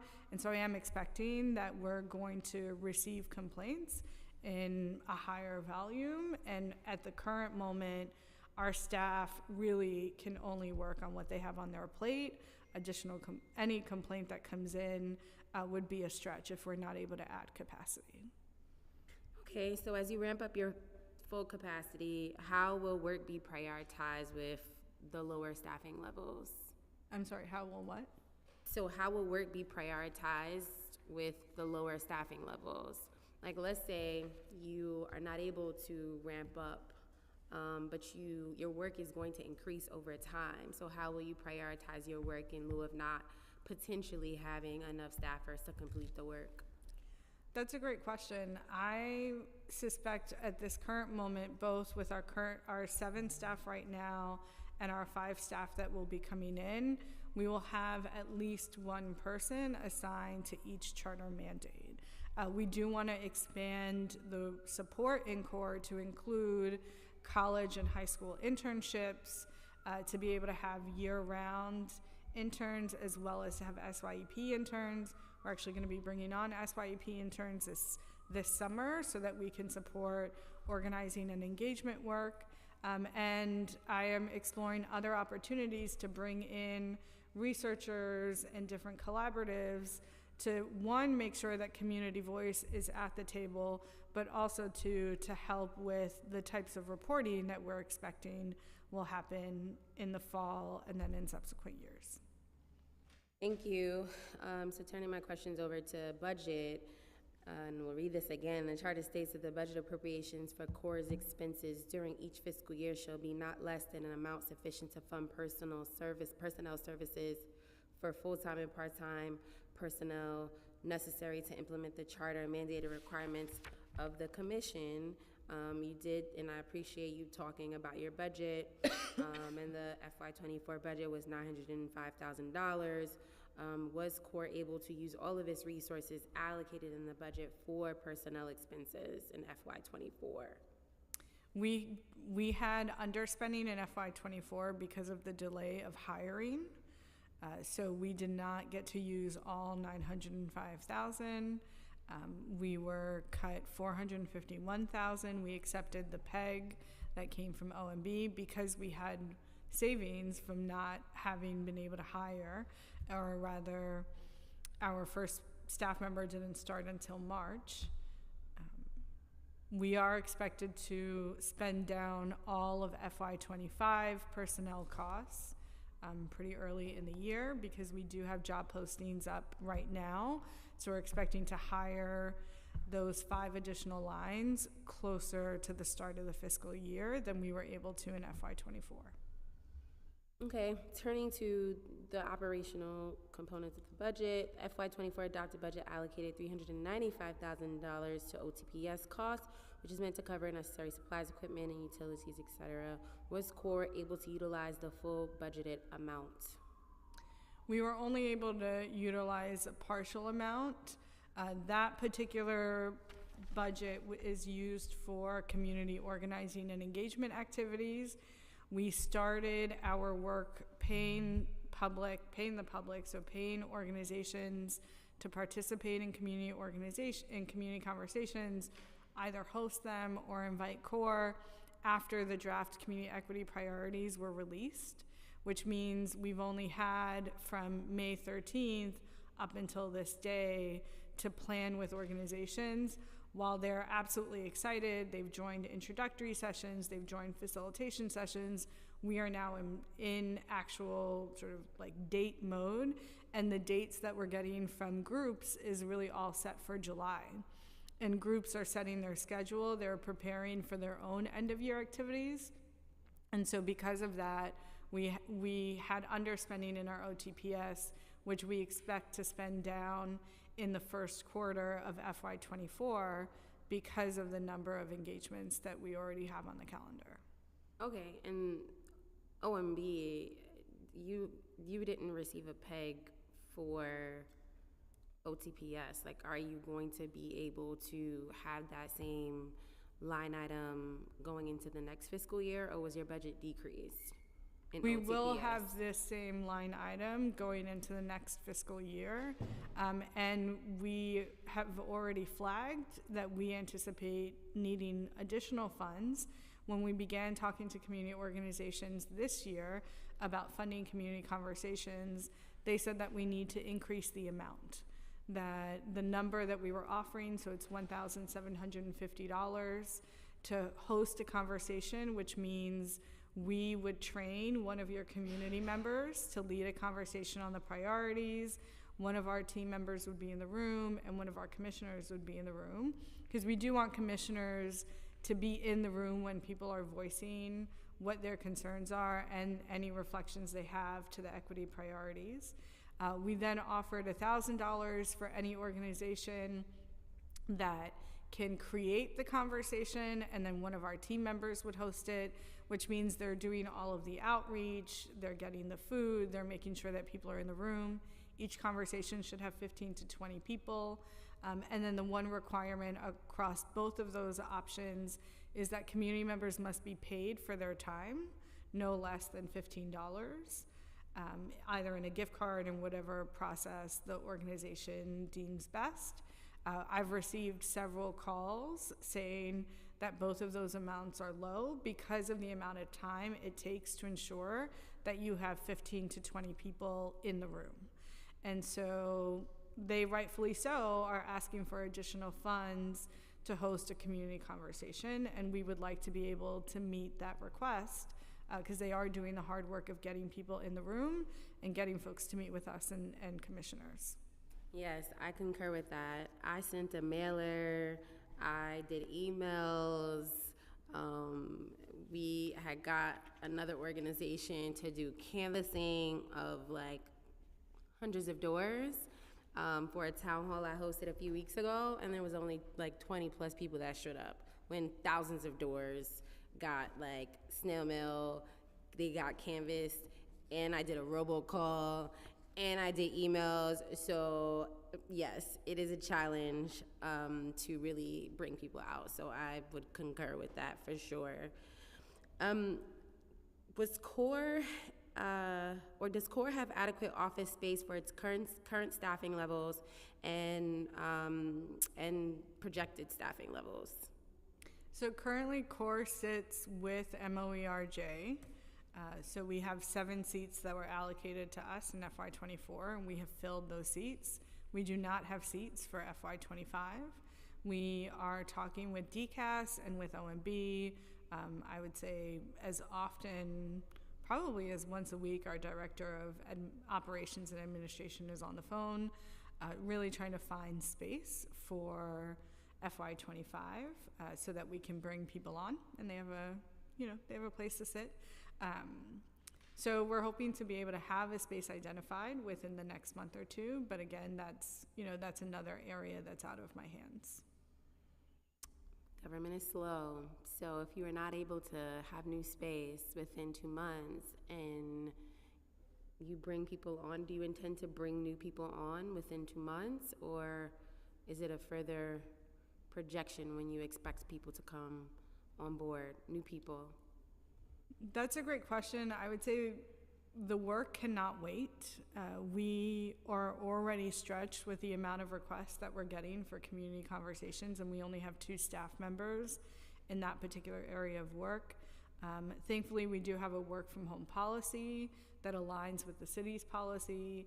So our team is coming up with creative ways to ensure that everyone can come into the office and meet at least 3 days, meet the requirement of at least 3 days in the office.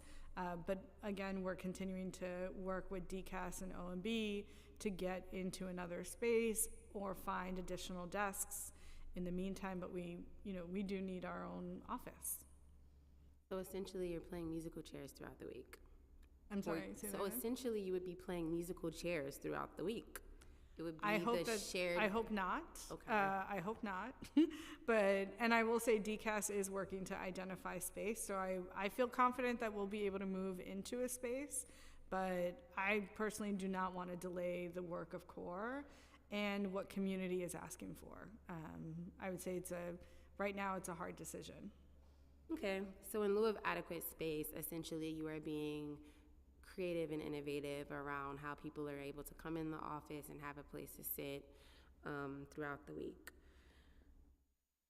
Has CORE ever reached out to OMB to discuss budget needs, and if so, what was the response? So I know you mentioned that you have been having conversations in your testimony. I don't know if you have anything else to share, and if you intend to have further conversations with OMB for future budget cycles. Yeah, so we talk to OMB regularly. We keep them apprised of all of our hiring, when candidates accept, when we expect them to come through the system. We've talked to them about our community organizing and engagement plans. We've also talked through what the numbers are with respect to reimbursements for commissioners, as well as their per diem rate. We plan to keep those conversations going and, again, periodically update them on what's going on. They know right now all of our FY25 plans, and they are aware that we are both in need of space, but that we are also going to need to ensure that we meet the legal mandate and pay our commissioners for their time. Thank you. CORE did not participate in the council's preliminary or executive budget hearing this year. How did CORE determine its budget needs for the coming year? So our determination for our budget needs is actually based on a few different pieces. The first is being able to understand what's the volume and interest in CORE from the public, so that we have a sense of how many conversations, how many organizations we need to be working with, and how many of those are hard to reach, how many of those may have a fiscal sponsor versus be a 501c3. We actually used this first round of we're using this first round of community conversations to better understand what is the payment that is needed to community organizations to get the amount right so that they can fully engage. We also have been working to better understand each of our charter mandates and approximate how much staff as well as consultants that may be needed.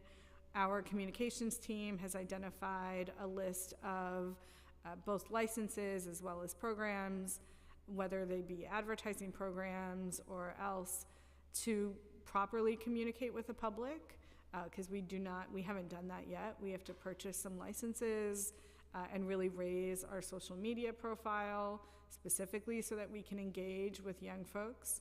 And we have also began to draft our bylaws, which I think is extremely important for understanding the ways in which commissioners are going to show up for CORE. We expect those bylaws, and really the first step is the formal adoption process for community equity priorities to come this fall. And so the calculations that were created were really based on staff time, as well as better understanding, what are the complaints informally, just sort of questions about our work, and that particular mandate that we're getting to really estimate what we think we're going to get once we go live and we have formal guidance on our website. Thank you. The fiscal 2025 executive budget, and you also have testified a headcount increase of 5 in the coming fiscal year compared to last year. Can you tell us about the new roles that CORE is planning to add in the coming year?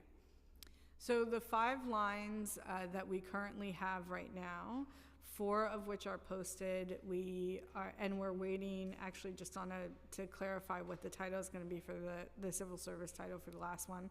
So we will have a senior legislative aide that will specifically work on charter mandate number 5. We are adding a community organizing and engagement associate that's specifically going to focus on youth voice and organizing young people under the age of 25. We are going to have a operations and administration associate. That person will play the role of commissioner manager, so helping me work with all 13 and what we hope will be all 14 commissioners, making sure that all their onboarding is set, they've got everything that they need for meetings, and they feel ready and prepared to come to a conversation at a commission meeting, either to make decisions or provide guidance. We are adding a communications associate who's going to help increase what right now is organic growth across all social media platforms, but also allow us to get creative and really work with community to better understand and promote how they see racial equity in government and what it is that they want to see how racial equity will grow in government. We are also adding an associate for our research and policy team, and that person's going to work with our current director to ensure that we are doing the work around both the preliminary and the final plan for the assessment, but also that we're developing community equity profiles that will do a analysis of the equity priorities that we have and be able to provide long-term support to tracking change relating to the equity priorities that the City of New York has identified through CORE. Okay, as you were speaking, I was thinking you should consult my colleague, Councilmember Chiose, because I will say he has done a really good job of getting messages across platforms in ways in which resonate with that demographic.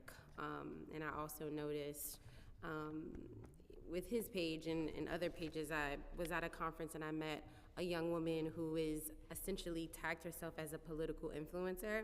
And so she has tons of followers and like specifically focuses on getting, in this case, voting information out to younger demographics. And so I appreciate your foresight there, because there is almost an industry for that on social media, in very unique, targeted ways to get sound bites, information, factual information out to literally under age 25. There was a whole panel on that of under age 25. In this case, thankfully, they were in the room, experts talking about their work. So that's awesome that you're doing that, and encourage you to tap into like this whole little world of influencers and individuals who are focused on this specifically. So the next questions I have are about your resources. So FY 2025 executive OTPS budget reflects $85,000 decrease compared to the FY 2024 adopted budget. Do you believe this decrease accurately reflects CORE's projected needs for FY 25? I think you've talked extensively about what you feel are your projected needs, so I'm gonna guess that it isn't, but would love to hear from you. And can you tell us, why or why not? So my understanding is that the decrease of $85K is already accounted for, essentially, both in the OTPS budget, but also in the overall budget for CORE for FY25. And my understanding is that you would actually see that in the out years as well, even though it has been accounted for in the overall numbers. Again, I do expect that I am going to be going to OMB and saying this is essentially how much money we've spent thus far and what our engagement plans are. And it is why I consistently update OMB on how we're doing with community engagement and also how we're doing with requests from organizations. So I'm not anticipating that that particular decrease will cause a concern, but I'm anticipating that we will need additional monies regardless. Thank you. Did CORE request any additional or new resources for FY25? And I think that was no, right? You think you're fine. I think it's more so FY26 is where you'll be. We do plan to request additional resources for FY25. Okay. We're going to be submitting new needs in September, when my understanding is we as a city accept new needs. So we would want to see that money come in to the FY25 budget, and we will be putting in new needs for FY26. Okay. To the mandate and fulfilling the mandate, the racial equity plans. What has been CORE's role so far in the citywide racial equity planning process? So our first role and responsibility is to issue community equity priorities. Because of the abridged timeline, we issued draft community equity priorities so that the community could respond and reflect, but also tell us if there was something that was missing. Those priorities were developed after having reviewed footage of public feedback that was given to government in different scenarios, whether it be the town halls that happen from time to time, or previous engagement sessions or forums that were live streamed. We released the draft community equity priorities the day that the racial equity planning kickoff occurred, and so we've been able to present at every training that MOERJ has held, whether it be in person or virtual. We've given agencies the opportunity to also give us feedback, and we've been able to provide examples of how do you input, or rather how do you allow the draft community equity priorities to influence your decisions on the work that you're putting forward in the plan. We've also offered the key recommendation to every agency: please consider allowing one community equity priority from each value set.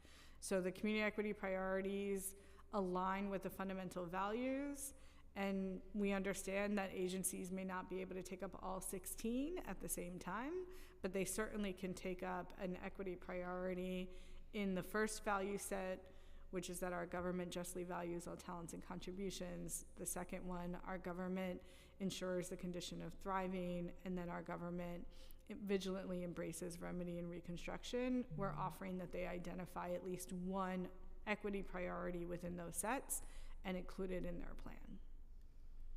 Okay, part of CORE's mandate is to track and publicly report on agency and citywide compliance with the racial equity planning process. In what ways has CORE been able to monitor the racial equity planning process thus far? So Commissioner Sherman and I meet, I would say, every 2 to 3 weeks. We also both agreed on the timeline that was released to the public, so it did account for both my work as well as the racial equity planning work, so we can ensure to stay as close to both the language of the law but also the spirit of the laws, allowing community equity priorities to influence the plan. And we continue to keep each other updated. One of the practices that we're going to be implementing in the next 2 months is being able to provide updates to MOERJ as well as the city agencies producing a plan to give them insight on what is community telling us so far. So as we're actively collecting feedback from the government, from the public, we are also going to be providing periodic updates. So we're really taking them along with us in this process so that our final decision is not a surprise. Okay, can you please describe any opportunities CORE has had to provide feedback on the current budget process and proposed budget priorities, including with respect to the draft community equity priorities? At this point in time, CORE was not a part of the FY25 budgeting process. We haven't been able to provide feedback. However, we are looking to do that for future budget seasons. This is actually why I raised these particular questions, but I would also say that this is another opportunity to uplift Charter Mandate number 5, which is that council does have the power to call us in and use us to really raise these questions and bring us in when you're talking about particular investments or proposals, and also bring in the voices that CORE is bringing to the table. And I would argue that that's really the most important piece. One of the questions that we uplift is, is the policy or investment based on the needs and goals expressed by impacted communities? And so this is really about how do we bring people into the budgeting process and how would that change our investments? And so I look forward to working with all of council to really bring this particular charter mandate to light and to fruition. I appreciate that. So a few questions on community engagement and interagency coordination, and then you're done. Can you tell us about the community engagement efforts that CORE is currently undertaking? Sure. So we have a few steps different offerings for a community. So the first is we have a public response form. You can go to our website at nyc.gov/core. I admit, I just type in core. I don't know the full URL. So you can go to our website, you can download the response form. We currently have the response form in English, but we are going to be uploading the response form in 11 other languages so that folks from different languages are also able to participate. You can join an introductory session, and you can do that by emailing askcore@core.nyc.gov. And you can just get an intro session on what is CORE, who are we, and what are we doing, and then be invited to host a community conversation. And then you let us know, do you want to host it and have one of your team members trained to lead the conversation, or would you like a member of CORE to lead it? We've also done tabling at various events. Sometimes it's a block party, sometimes it's a health wellness event. We attended a Queens Youth Summit.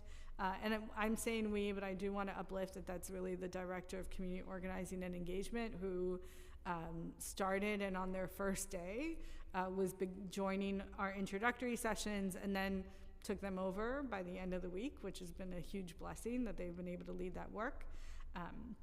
And I would say the last piece is we did issue a call for public testimony, and we're going to also update that particular page just so that we can shine some light.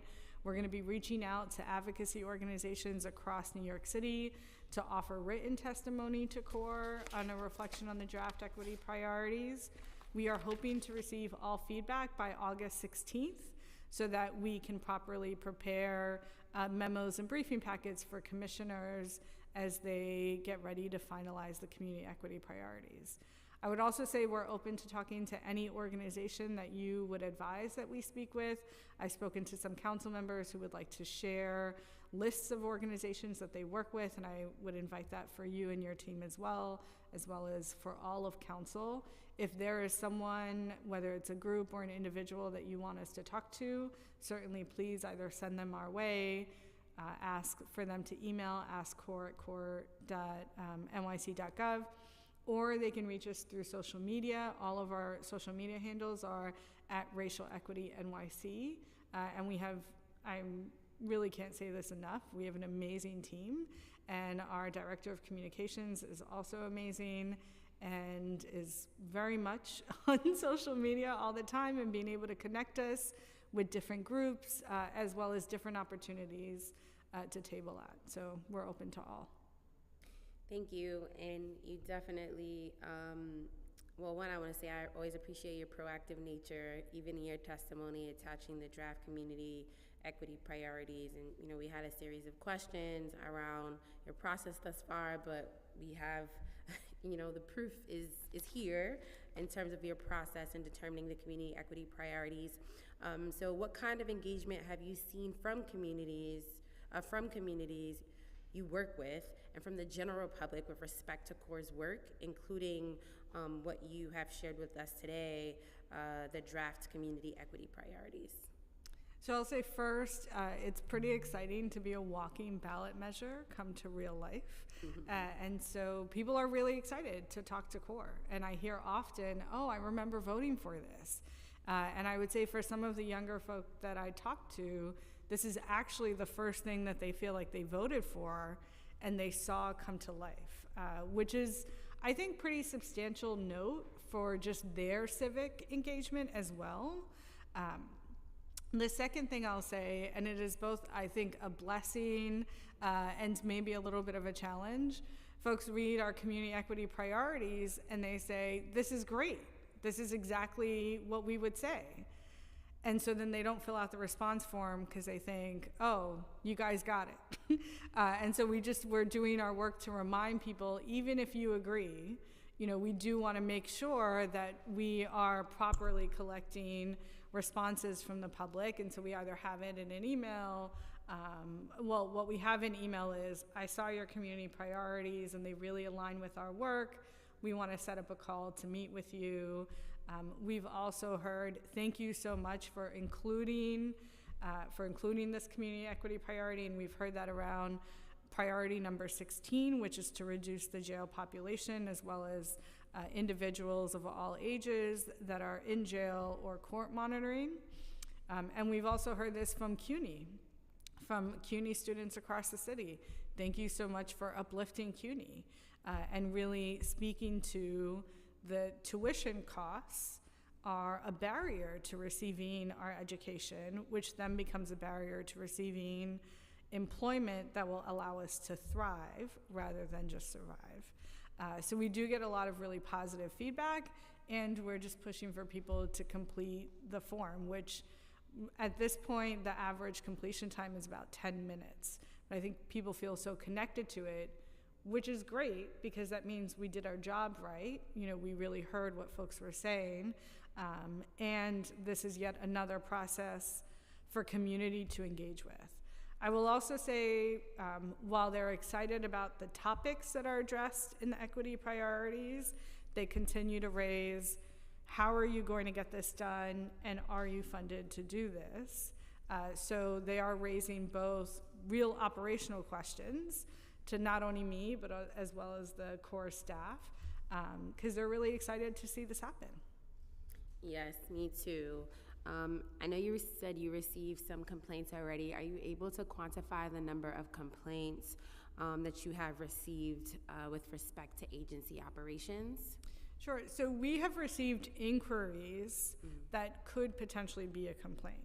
What we get from the public is, I have an issue with why we don't have a public hospital in Staten Island. Is this something that you can take on? And so with questions like that, we sort of talk through, well, how did we get here? What is it that you're thinking? What are the groups that you're working with?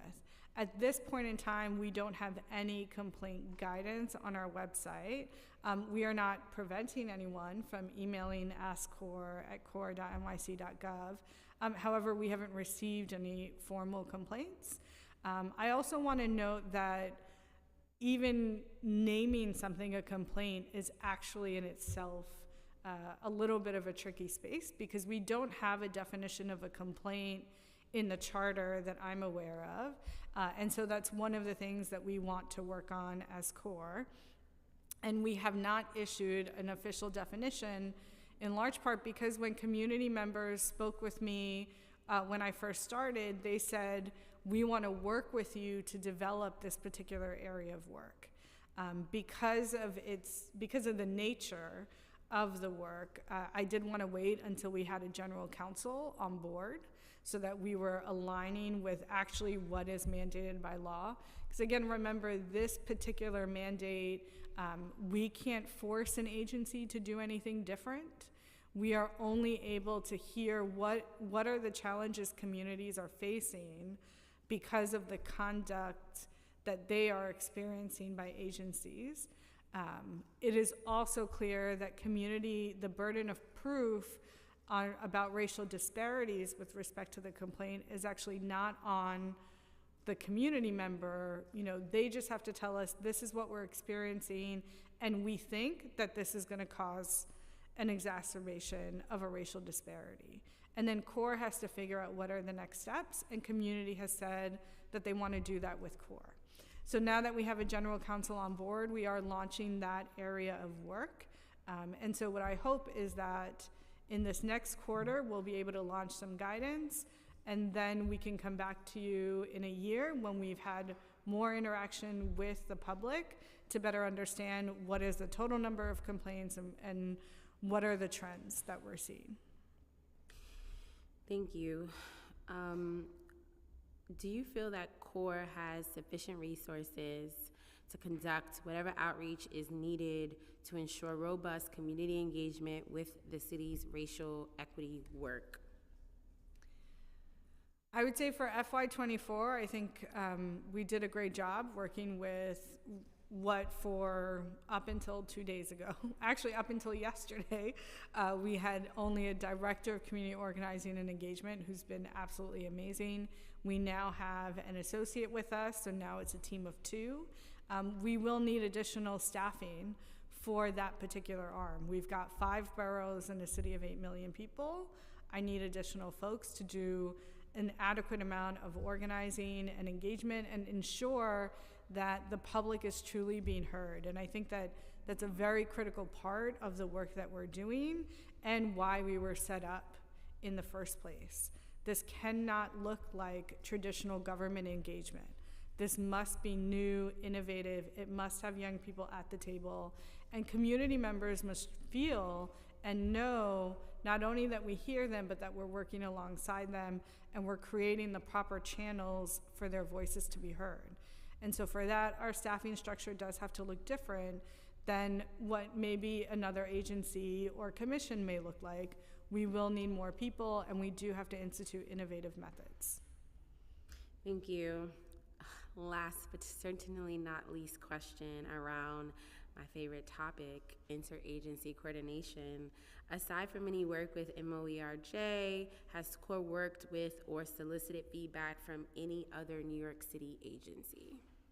Yes, as we were drafting the community equity priorities, we presented at 2 interagency meetings that had representation from my understanding is certainly over 20 city agencies, some of our larger city agencies included in that, so the health department, DOE, DYCD, and so we've been able to provide city staff also the opportunity to give us feedback on the draft community equity priorities and also tell us, based on their particular agency's content area, how do they feel the public is going to respond to these equity priorities? What were the recommendations they had to either shape the language, whether it's expand or maybe use other words? And I would say that that was a wonderful experience. We did get really great feedback. We also are working across city agencies to better understand what data is available so that we can do a deep dive into each of the equity priorities so that we can provide our commissioners with the robust information that they need.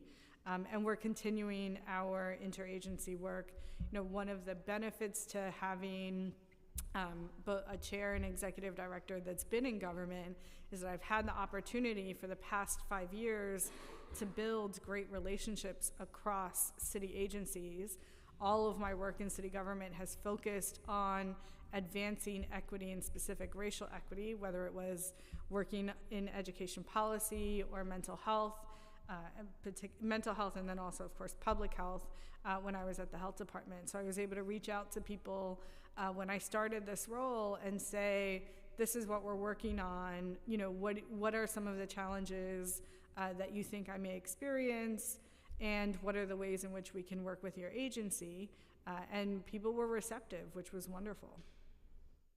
That's awesome. Well, thank you so much for your testimony.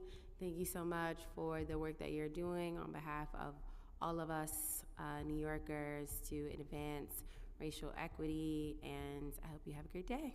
Thank you, you too. And I think now we'll have public testimony. And I have a nice little public comment protocol to read. And so I now open the hearing up for public testimony. I want to remind members of the public that this is a government proceeding and that decorum shall be observed at all times. As such, members of the public shall remain silent at all times. The witness table is reserved for people who wish to testify. No video recording or photography is allowed from the witness table. Further, members of the public may not present audio or video recordings as testimony, but may submit transcripts of such recordings to the Sergeant-at-Arms for inclusion in the hearing record. If you wish to speak at today's hearing, please fill out an appearance card with the Sergeant-at-Arms and wait to be recognized. When recognized, you will have 2 minutes to speak on today's hearing topic. And we will, I have to say this is flip side. This is the first time. This is a new protocol that I've had to read this. So if you have written statements or additional written testimony you wish to submit for the record, please provide a copy of that testimony to the Sergeant-at-Arms. You may also Submit written testimony by email to testimony@council.nyc.gov within 72 hours of this hearing. Audio and video recordings will not be accepted. And now I'll call up, a very esteemed panel. Jennifer Jones-Austin, Jimmy Pan, Michael, sorry, that's panel one, sorry. Got you, so just those two. Welcome, our former Racial Justice Commission friends. You're back again. Hello. Thank you for your patience in waiting to testify. The people who made all this happen.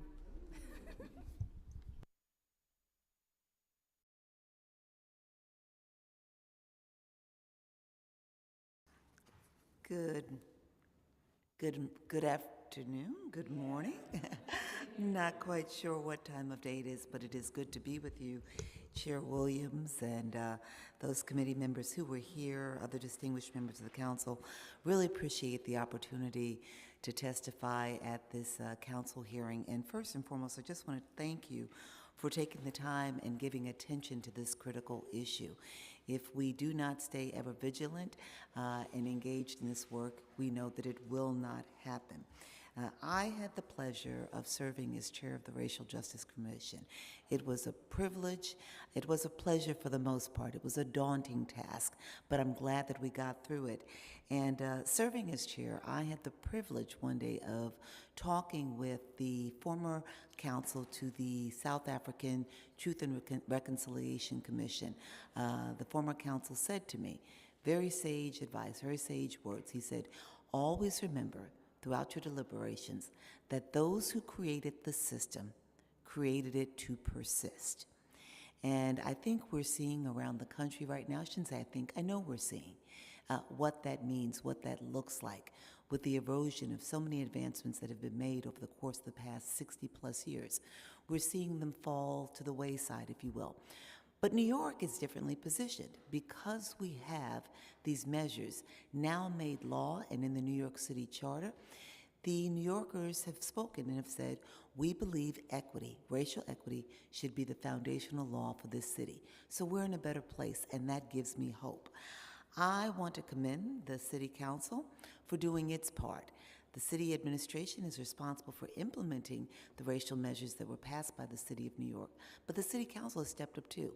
This hearing is an indication, the early hearing that you held, Chair Williams, but also the passage of those pieces of legislation to provide, to require that city employees and human service workers under contract with the City of New York receive annual anti-racism and bias training if they are going to work on behalf and in behalf of New Yorkers, especially those who've been made vulnerable.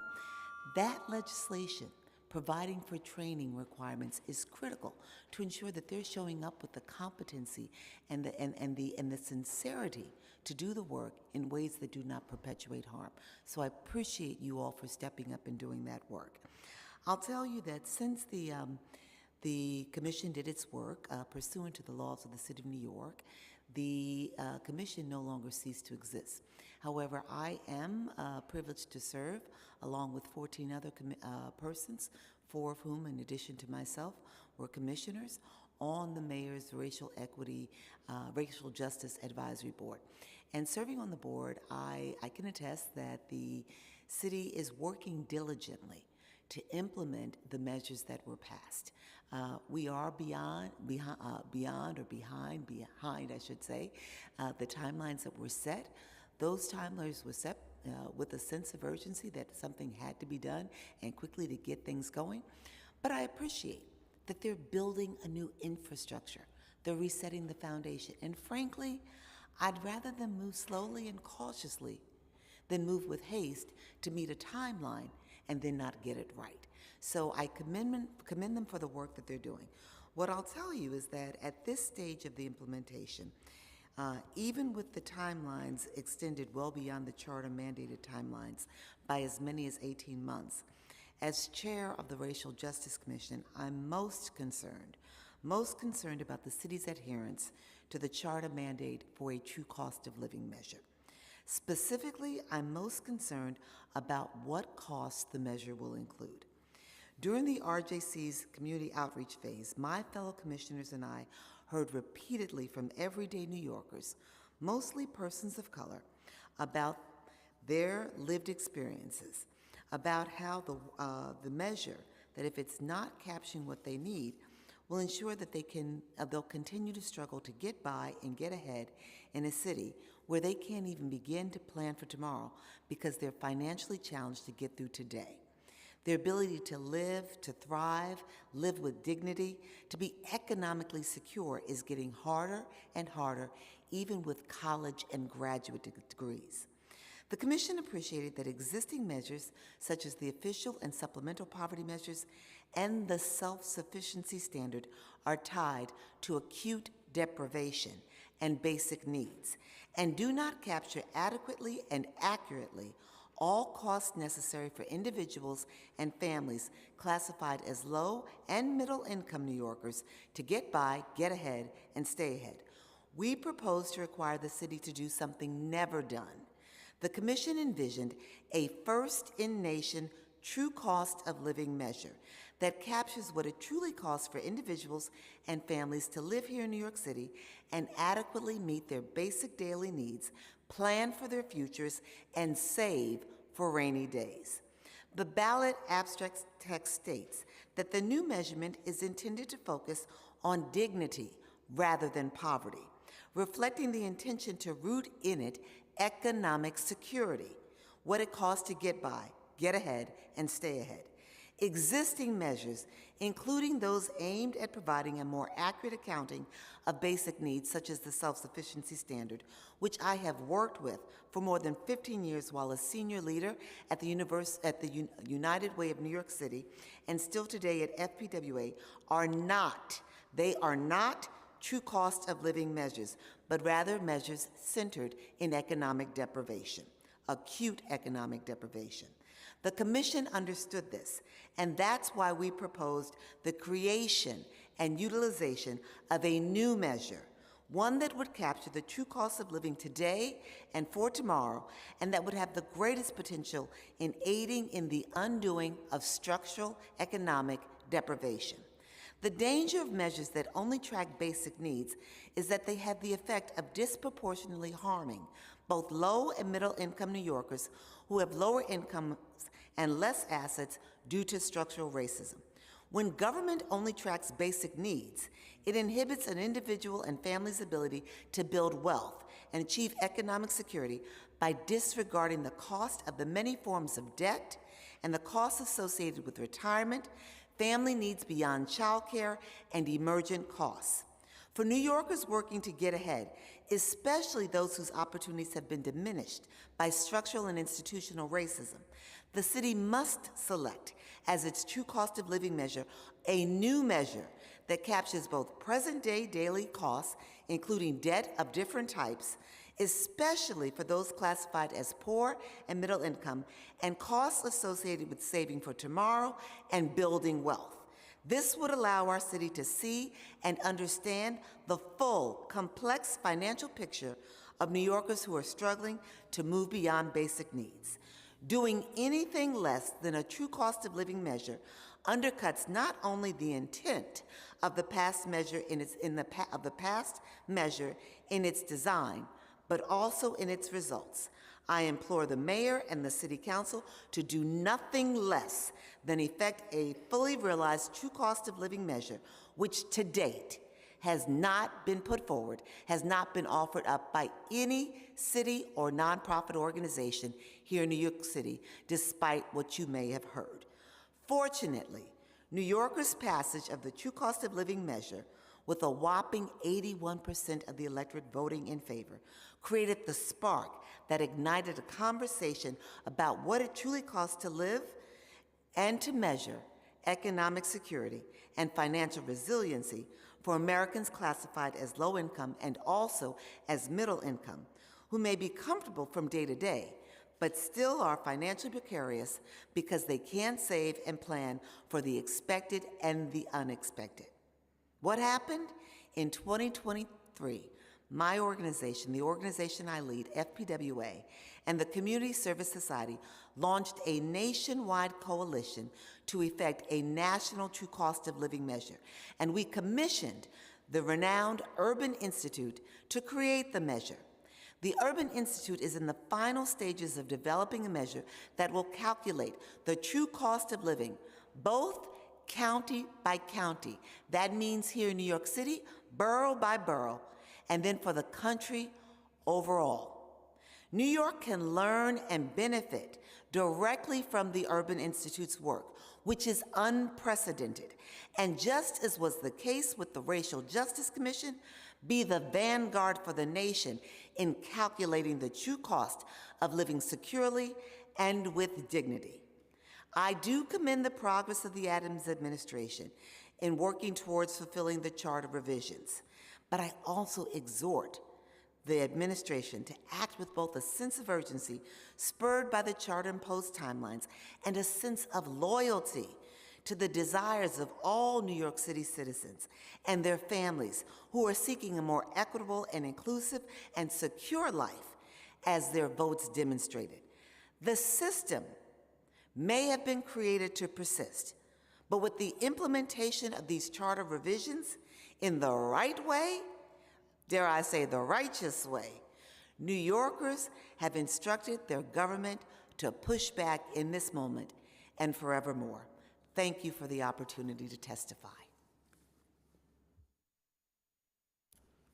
Good afternoon, Council. Is that better? Hi, I'm Jimmy Pan, he, him. I served as the Policy Director for the Racial Justice Commission, and after the Racial Justice Commission closed down, returned to the administration to help stand up the ballot measures. I'm primarily here to be able to answer questions about the ballot measures, but I also do want to make a few points reflecting what I've heard today that I think are important, not just for the council, but for the administration to take into account as well. So appreciating the difficulty of transforming government and appreciating the desire to get it right rather than rushing ahead, I do want to point out that New Yorkers do care about timelines, and it is a matter of whether they trust their government or not. Certainly, I can attest to us being on the Racial Justice Commission and people testifying, but also expressing significant doubt about whether government would ever truly move forward, even if these things passed. And I think as we continue to push timelines back, we're really asking New Yorkers to trust us more and more without giving them something to work with. So I would certainly implore council to continue having hearings like this to create accountability, which again is helping the administration understand the importance of this, but also that the administration can recognize that this is something that they should really think about the role of government in fostering trust and how many communities have been let down continuously over decades in hearing promises from government and not seeing that realized. And I also note that there's a simultaneous charter revision commission that's happening right now that purports to again, have voters come to the ballots and change the law. And I would just urge the administration to think about what it means to delay the production of the past charter revision commission and ask New Yorkers now to vote upon a new set of ballot measures. I would also take this opportunity to urge council members and the speaker to think about, as we crest Juneteenth, what is council going to do about creating a racial justice infrastructure in the council itself too? There are jurisdictions around the US that have both an executive branch infrastructure and a legislative infrastructure.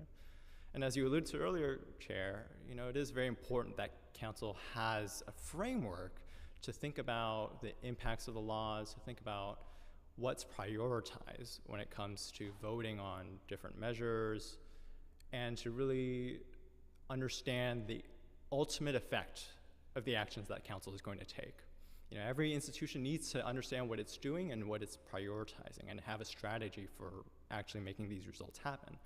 That's why the Mayor's Office of Equity and Racial Justice spent a lot of time building the infrastructure for agencies to understand how they're going to make a long-term impact and not be reactive to the issues of the day. I think council would really benefit from a similar set of processes and really expert staff that help council members and council leadership really understand how to make lasting change and also internally operate fairly and with a mind towards focusing on the things that really matter to New Yorkers. I want to speak a little bit to your point about OMB's role in all this. And certainly, my experience working in the mayor's office for a long time is that while OMB plays a very major role, I think the mayor's office of Equity and Racial Justice does have an opportunity to change how we do budgeting in the city. As you correctly pointed out, it can be very opaque, and questions about how agencies are funded relative to one another or why a program is selected over another, it can be opaque in the city as well. I would just suggest that one thing that council could do as it's negotiating budgets to help Mayor's Office of Equity and Racial Justice do this work is to continually ask the question of, when these budget proposals are mentioned, has MOERJ weighed in on this? Does it comport with the framework that they've put forward? How does this align with the anti-marginalization agenda that we've heard about, et cetera, right? Just as an example, I think council does have a role to play in making sure that OMB is consistently understanding that these criteria are things that New Yorkers care about and therefore their council members care about as well. Lastly, I would just quickly address your point about whether an agency is advancing equity or not, or whether they should have their funding moved somewhere else. My personal theory is that every agency has a role to play in equity. I just, in my work in city government, I don't see one agency as pro-equity and another agency as anti-equity. I think part of what the Mayor's Office of Equity and Racial Justice is really trying to do is help every agency understand their role. Of course, if they're not meeting their goals, if they're not closing disparities, if they're not allocating resources the right way, I think that really should be a major consideration for the administration. But I want to push back a little bit for your consideration and for the administration's consideration that every agency, no matter how big or small, actually has a meaningful and major role to play in our society, and they can all work towards justice. So those are just some quick points, and I'm here for questions. Thank you. I appreciate the testimony. I guess, do you feel that MOERJ and CORE are on the right track per the testimony you heard today? I believe that they are moving in the right direction. The challenge that we have is that this work is unprecedented in many respects. New York City is the first large municipality to attempt something of this type. And so, as we all know and appreciate, the results of your efforts are influenced by design and by implementation. And we have yet to see what the effects are, because we're not yet fully through the design and the implementation. I do believe that it's critically important that the structural foundation be reset in ways that help us to appreciate what are the levers of government that will have the greatest impact in bringing about racial justice and equity for all of New York City. And the Mayor's Office of Equity and Racial Justice is centering on that. As Mr. Pan, I'm used to calling him Jimmy, and he, me, Jennifer, as he's talked about, budgeting is critical. And it's not just kind of budgeting coming in at the last minute, but how each of these agencies, every one of these agencies, looks at their work and their role and responsibility in advancing equity as foundational and core is key. I have not had the benefit of sitting in on the training, so I can't tell you, how they're helping to develop a shared language, understanding, appreciation for how you live and breathe equity. So, I, like many people, are waiting to see what this first set of racial equity plans looks like. I do believe the sincerity of heart is there on the part of Commissioner Sherman and her team, and also with respect to Executive Director Tajani and her commissioners. So I'm hopeful. I stay very close. They can tell you I stay very close. I don't let up. And Chair Williams, you know me, I don't let up about anything that I care about, and I care about people in this city, and especially those who've been marginalized. So again, they have to control for the consequences that are intended and the consequences that aren't intended. I think that they are working very diligently to lay the right foundation, but there are a lot of challenges along the way.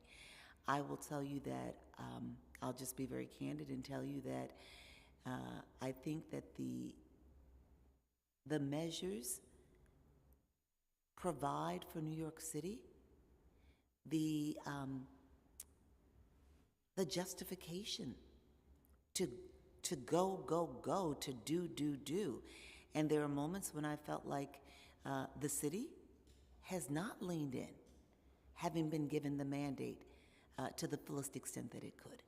That's not to say that there aren't hardworking people in the administration, but it hasn't been essentially given the prominence that I think it justly deserves, especially in this moment. I would echo that.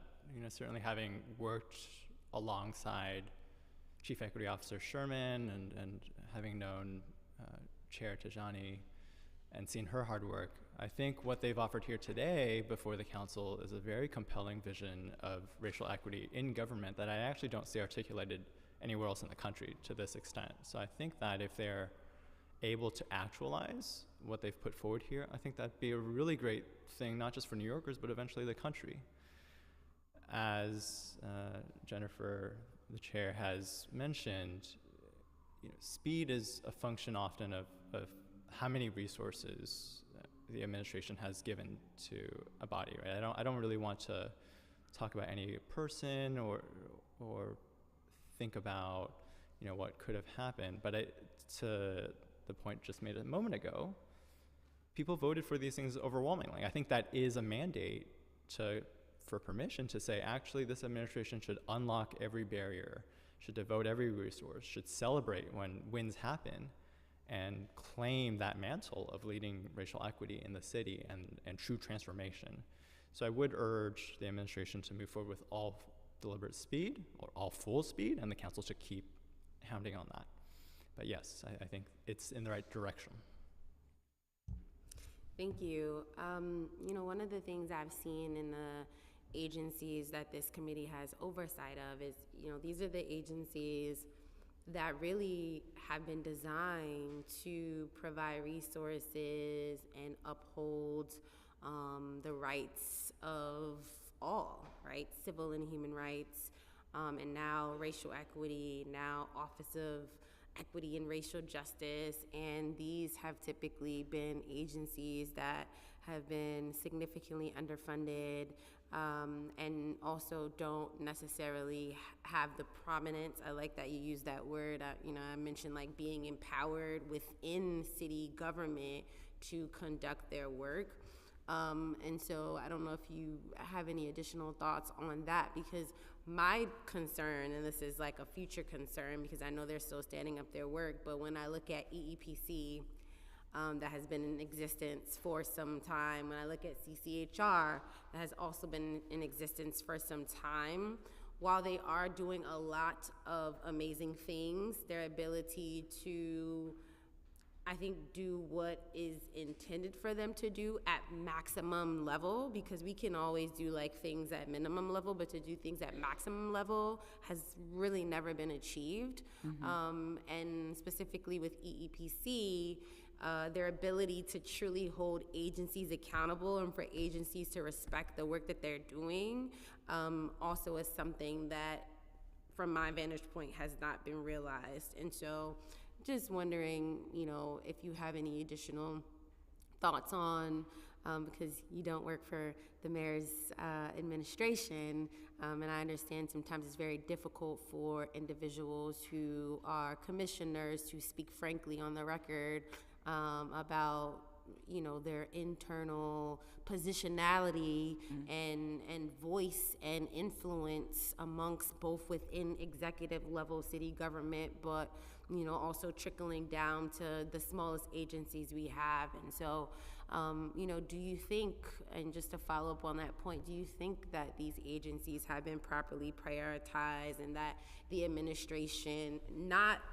the folks who testified today, because although I am looking at them holistically, except for CORE a little bit because they're independent, I understand there's nuance, and I understand that while their intent, Commissioner Sherman's intent, is also impacted by politics, it's also impacted by priority of the mayor. And so outside of and removing, you know, the commissioner and the executive director who's still here, do you feel like the administration has properly prioritized execution on the ballot measures that were passed? So I'll begin by sharing that it was critically important that this work be done as part of the mayor's office to create this sense and appreciation that this is administration-wide, it is city-wide, it is cross-cutting.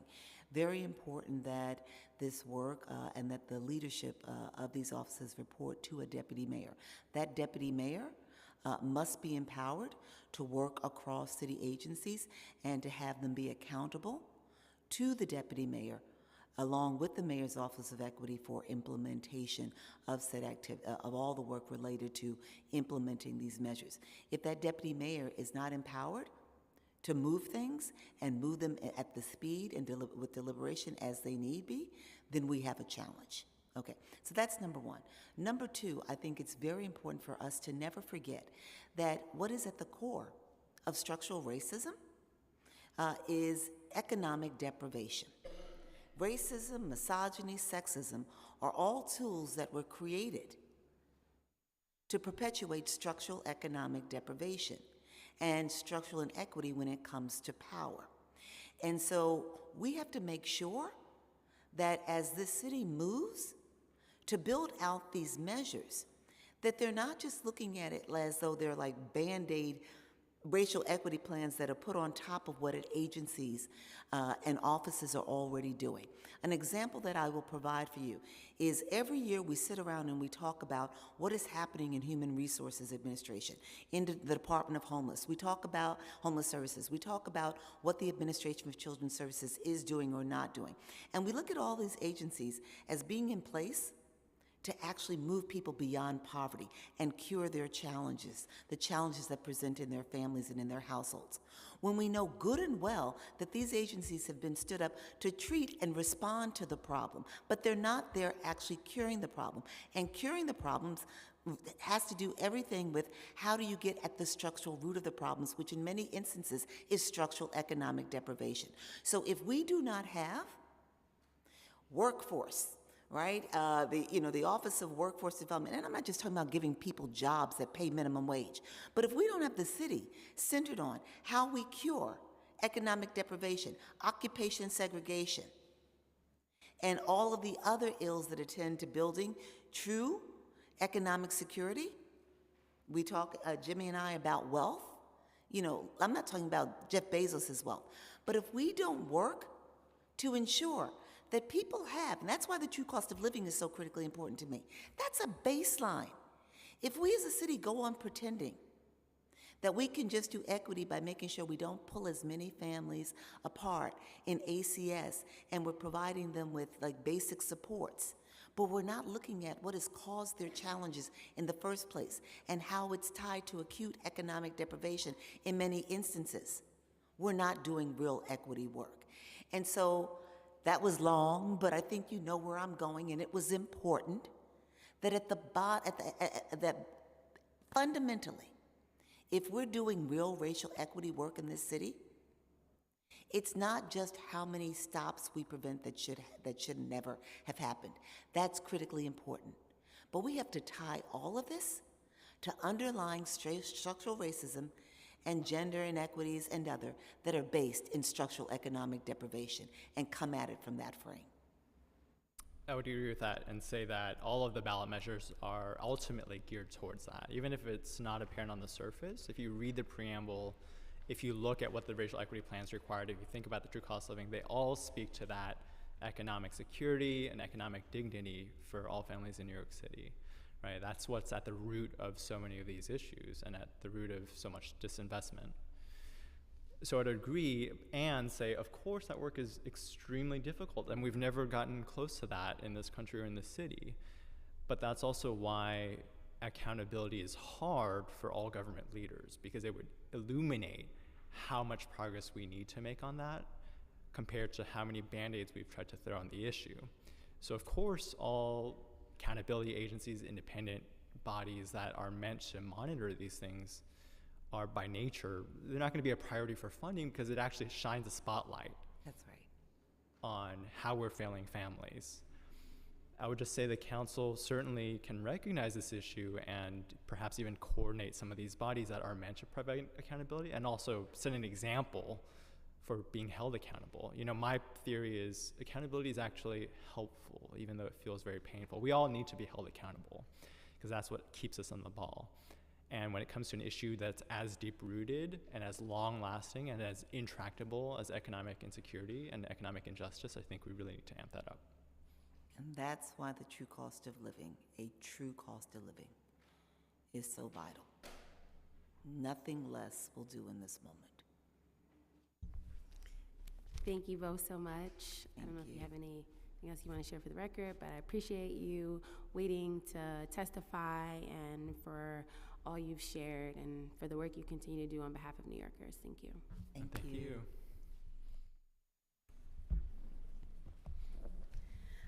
Now I'll call up Michael Matos and Sharon Brown Jeter.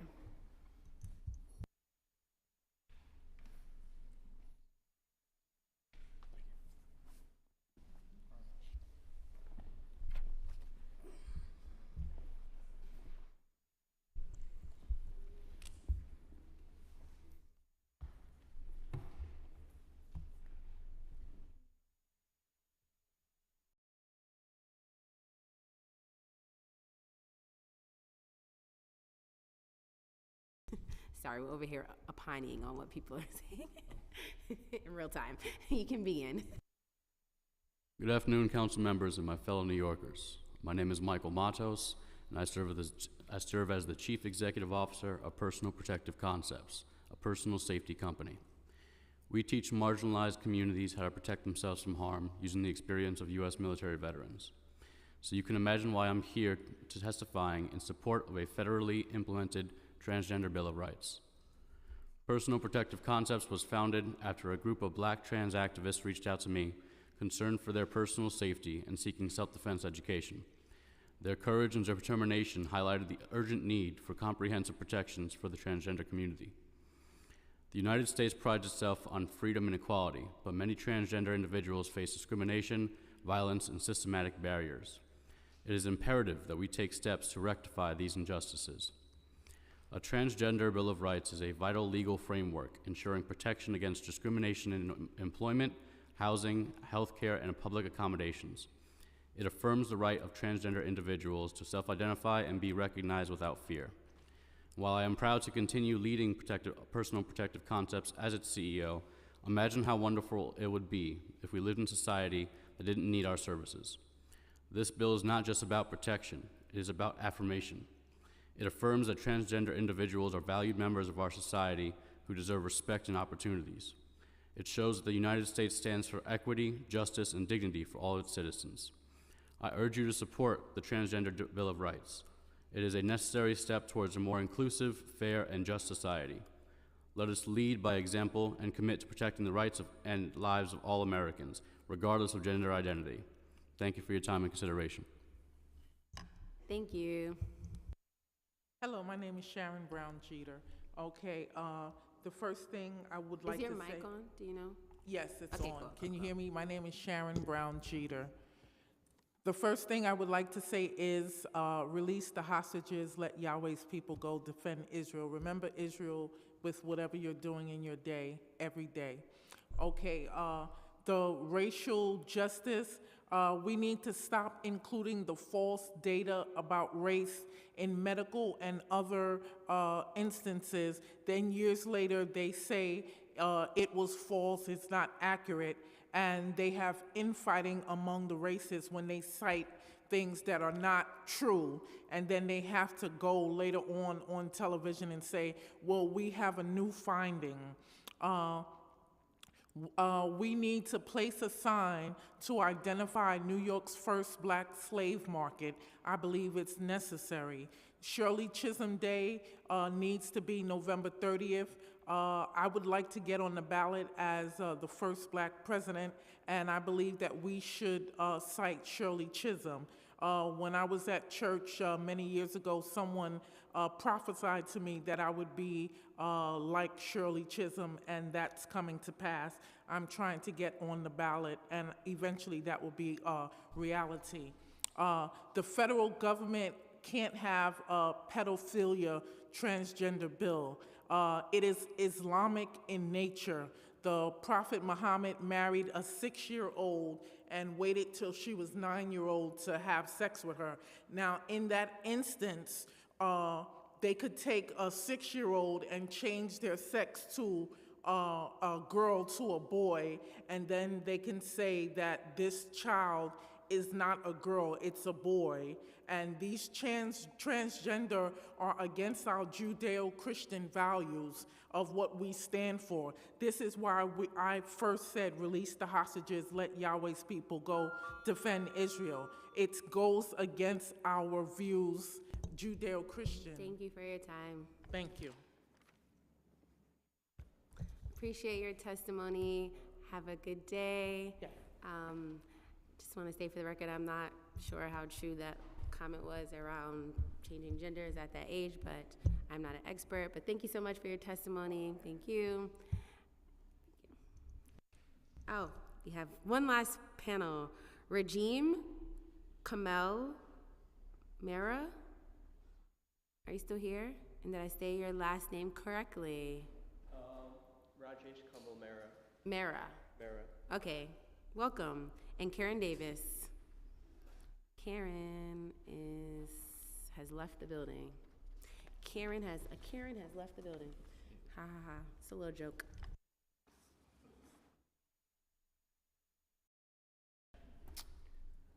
My name is Rajesh Mera, and I'm a public servant.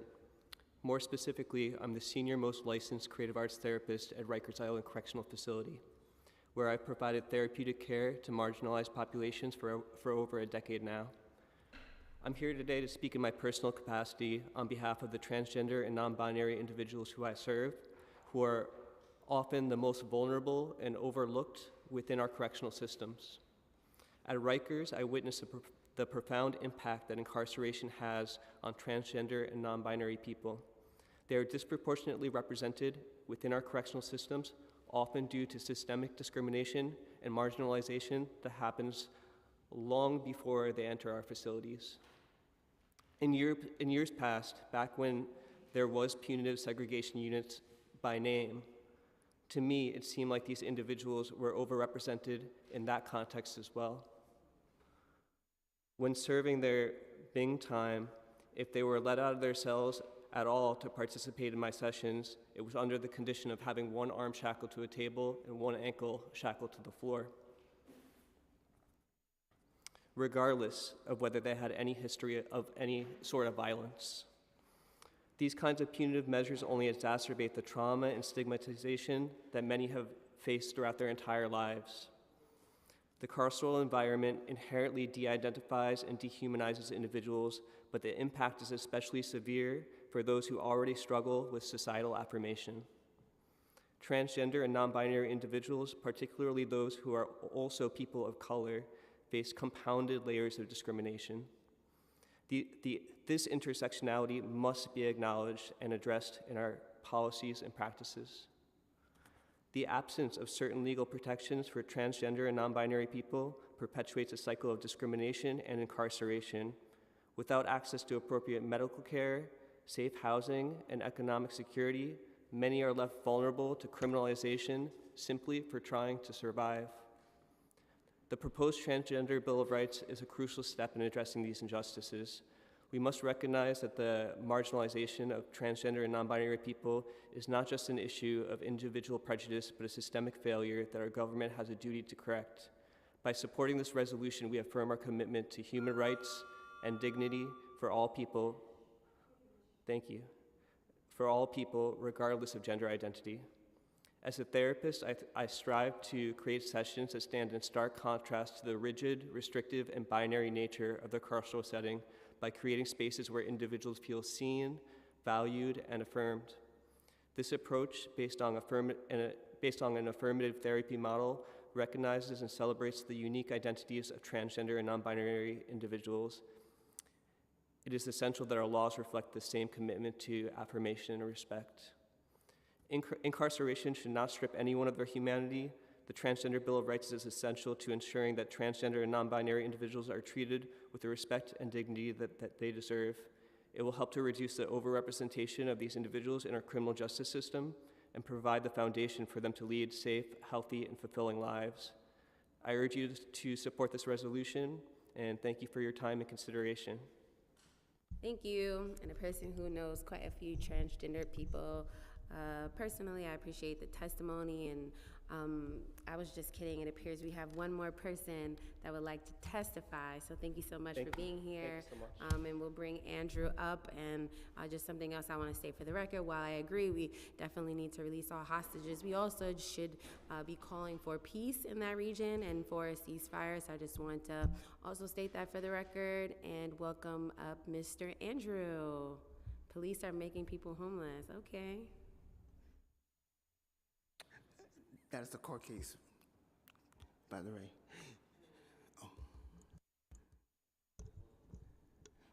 Oh, can you hear me now? Yes. Okay, good.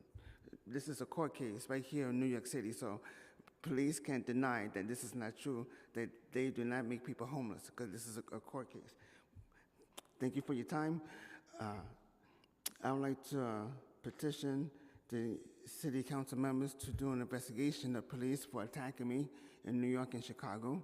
What they done was they assaulted me in 2 different states. They put me in the hospital with bodily injuries. And in New York City, they tossed me in the sidewalk against my will. So during my investigation, I found out that people are identified as being crazy who have evidence against covered people in law enforcement. Los Angeles police officer Christopher Dorner, he's one. New York City police officer Adrian Schoolcraft, and Nello Gomez, police detective, New York City police detective Nello Gomez. Everybody that have evidence against police, they identified as being crazy. So I have evidence against them, so I'm falling into the same category as being a crazy person, running around killing people, doing all these sorts of wild things. So I'm asking for like an investigation because they're making a false claim against me, and people who are accused falsely by law enforcement that have no avenues as to where to go to defend themselves. Because I tried to sue them in both states, they blocked me from suing them. And this lady from Chicago, she too had exposed law enforcement, and they had slashed her tires, they had threatened to kill her. So corrupt people in law enforcement, they like to do bad things to people, and they're attacking me. So instead of me acting well, I come and I speak to people, and I talk to everybody, and I let them know, how do you think I should handle the situation of being attacked and terrorized by corrupt people in law enforcement? So I just talk to people. So that's why I come here asking for an investigation of law enforcement. And thank you for your time. Thank you for your time, and I definitely encourage you, if you haven't already, to file a complaint to CCRB. Court can also take complaints about agencies. The commission, the Commission on Racial Equity that I spoke today. So I just encourage you to reach out to the proper channels to lodge your complaint. Okay. Well, I'll come talk to you. So this, I believe, if there are no other individuals here to testify, this hearing is concluded.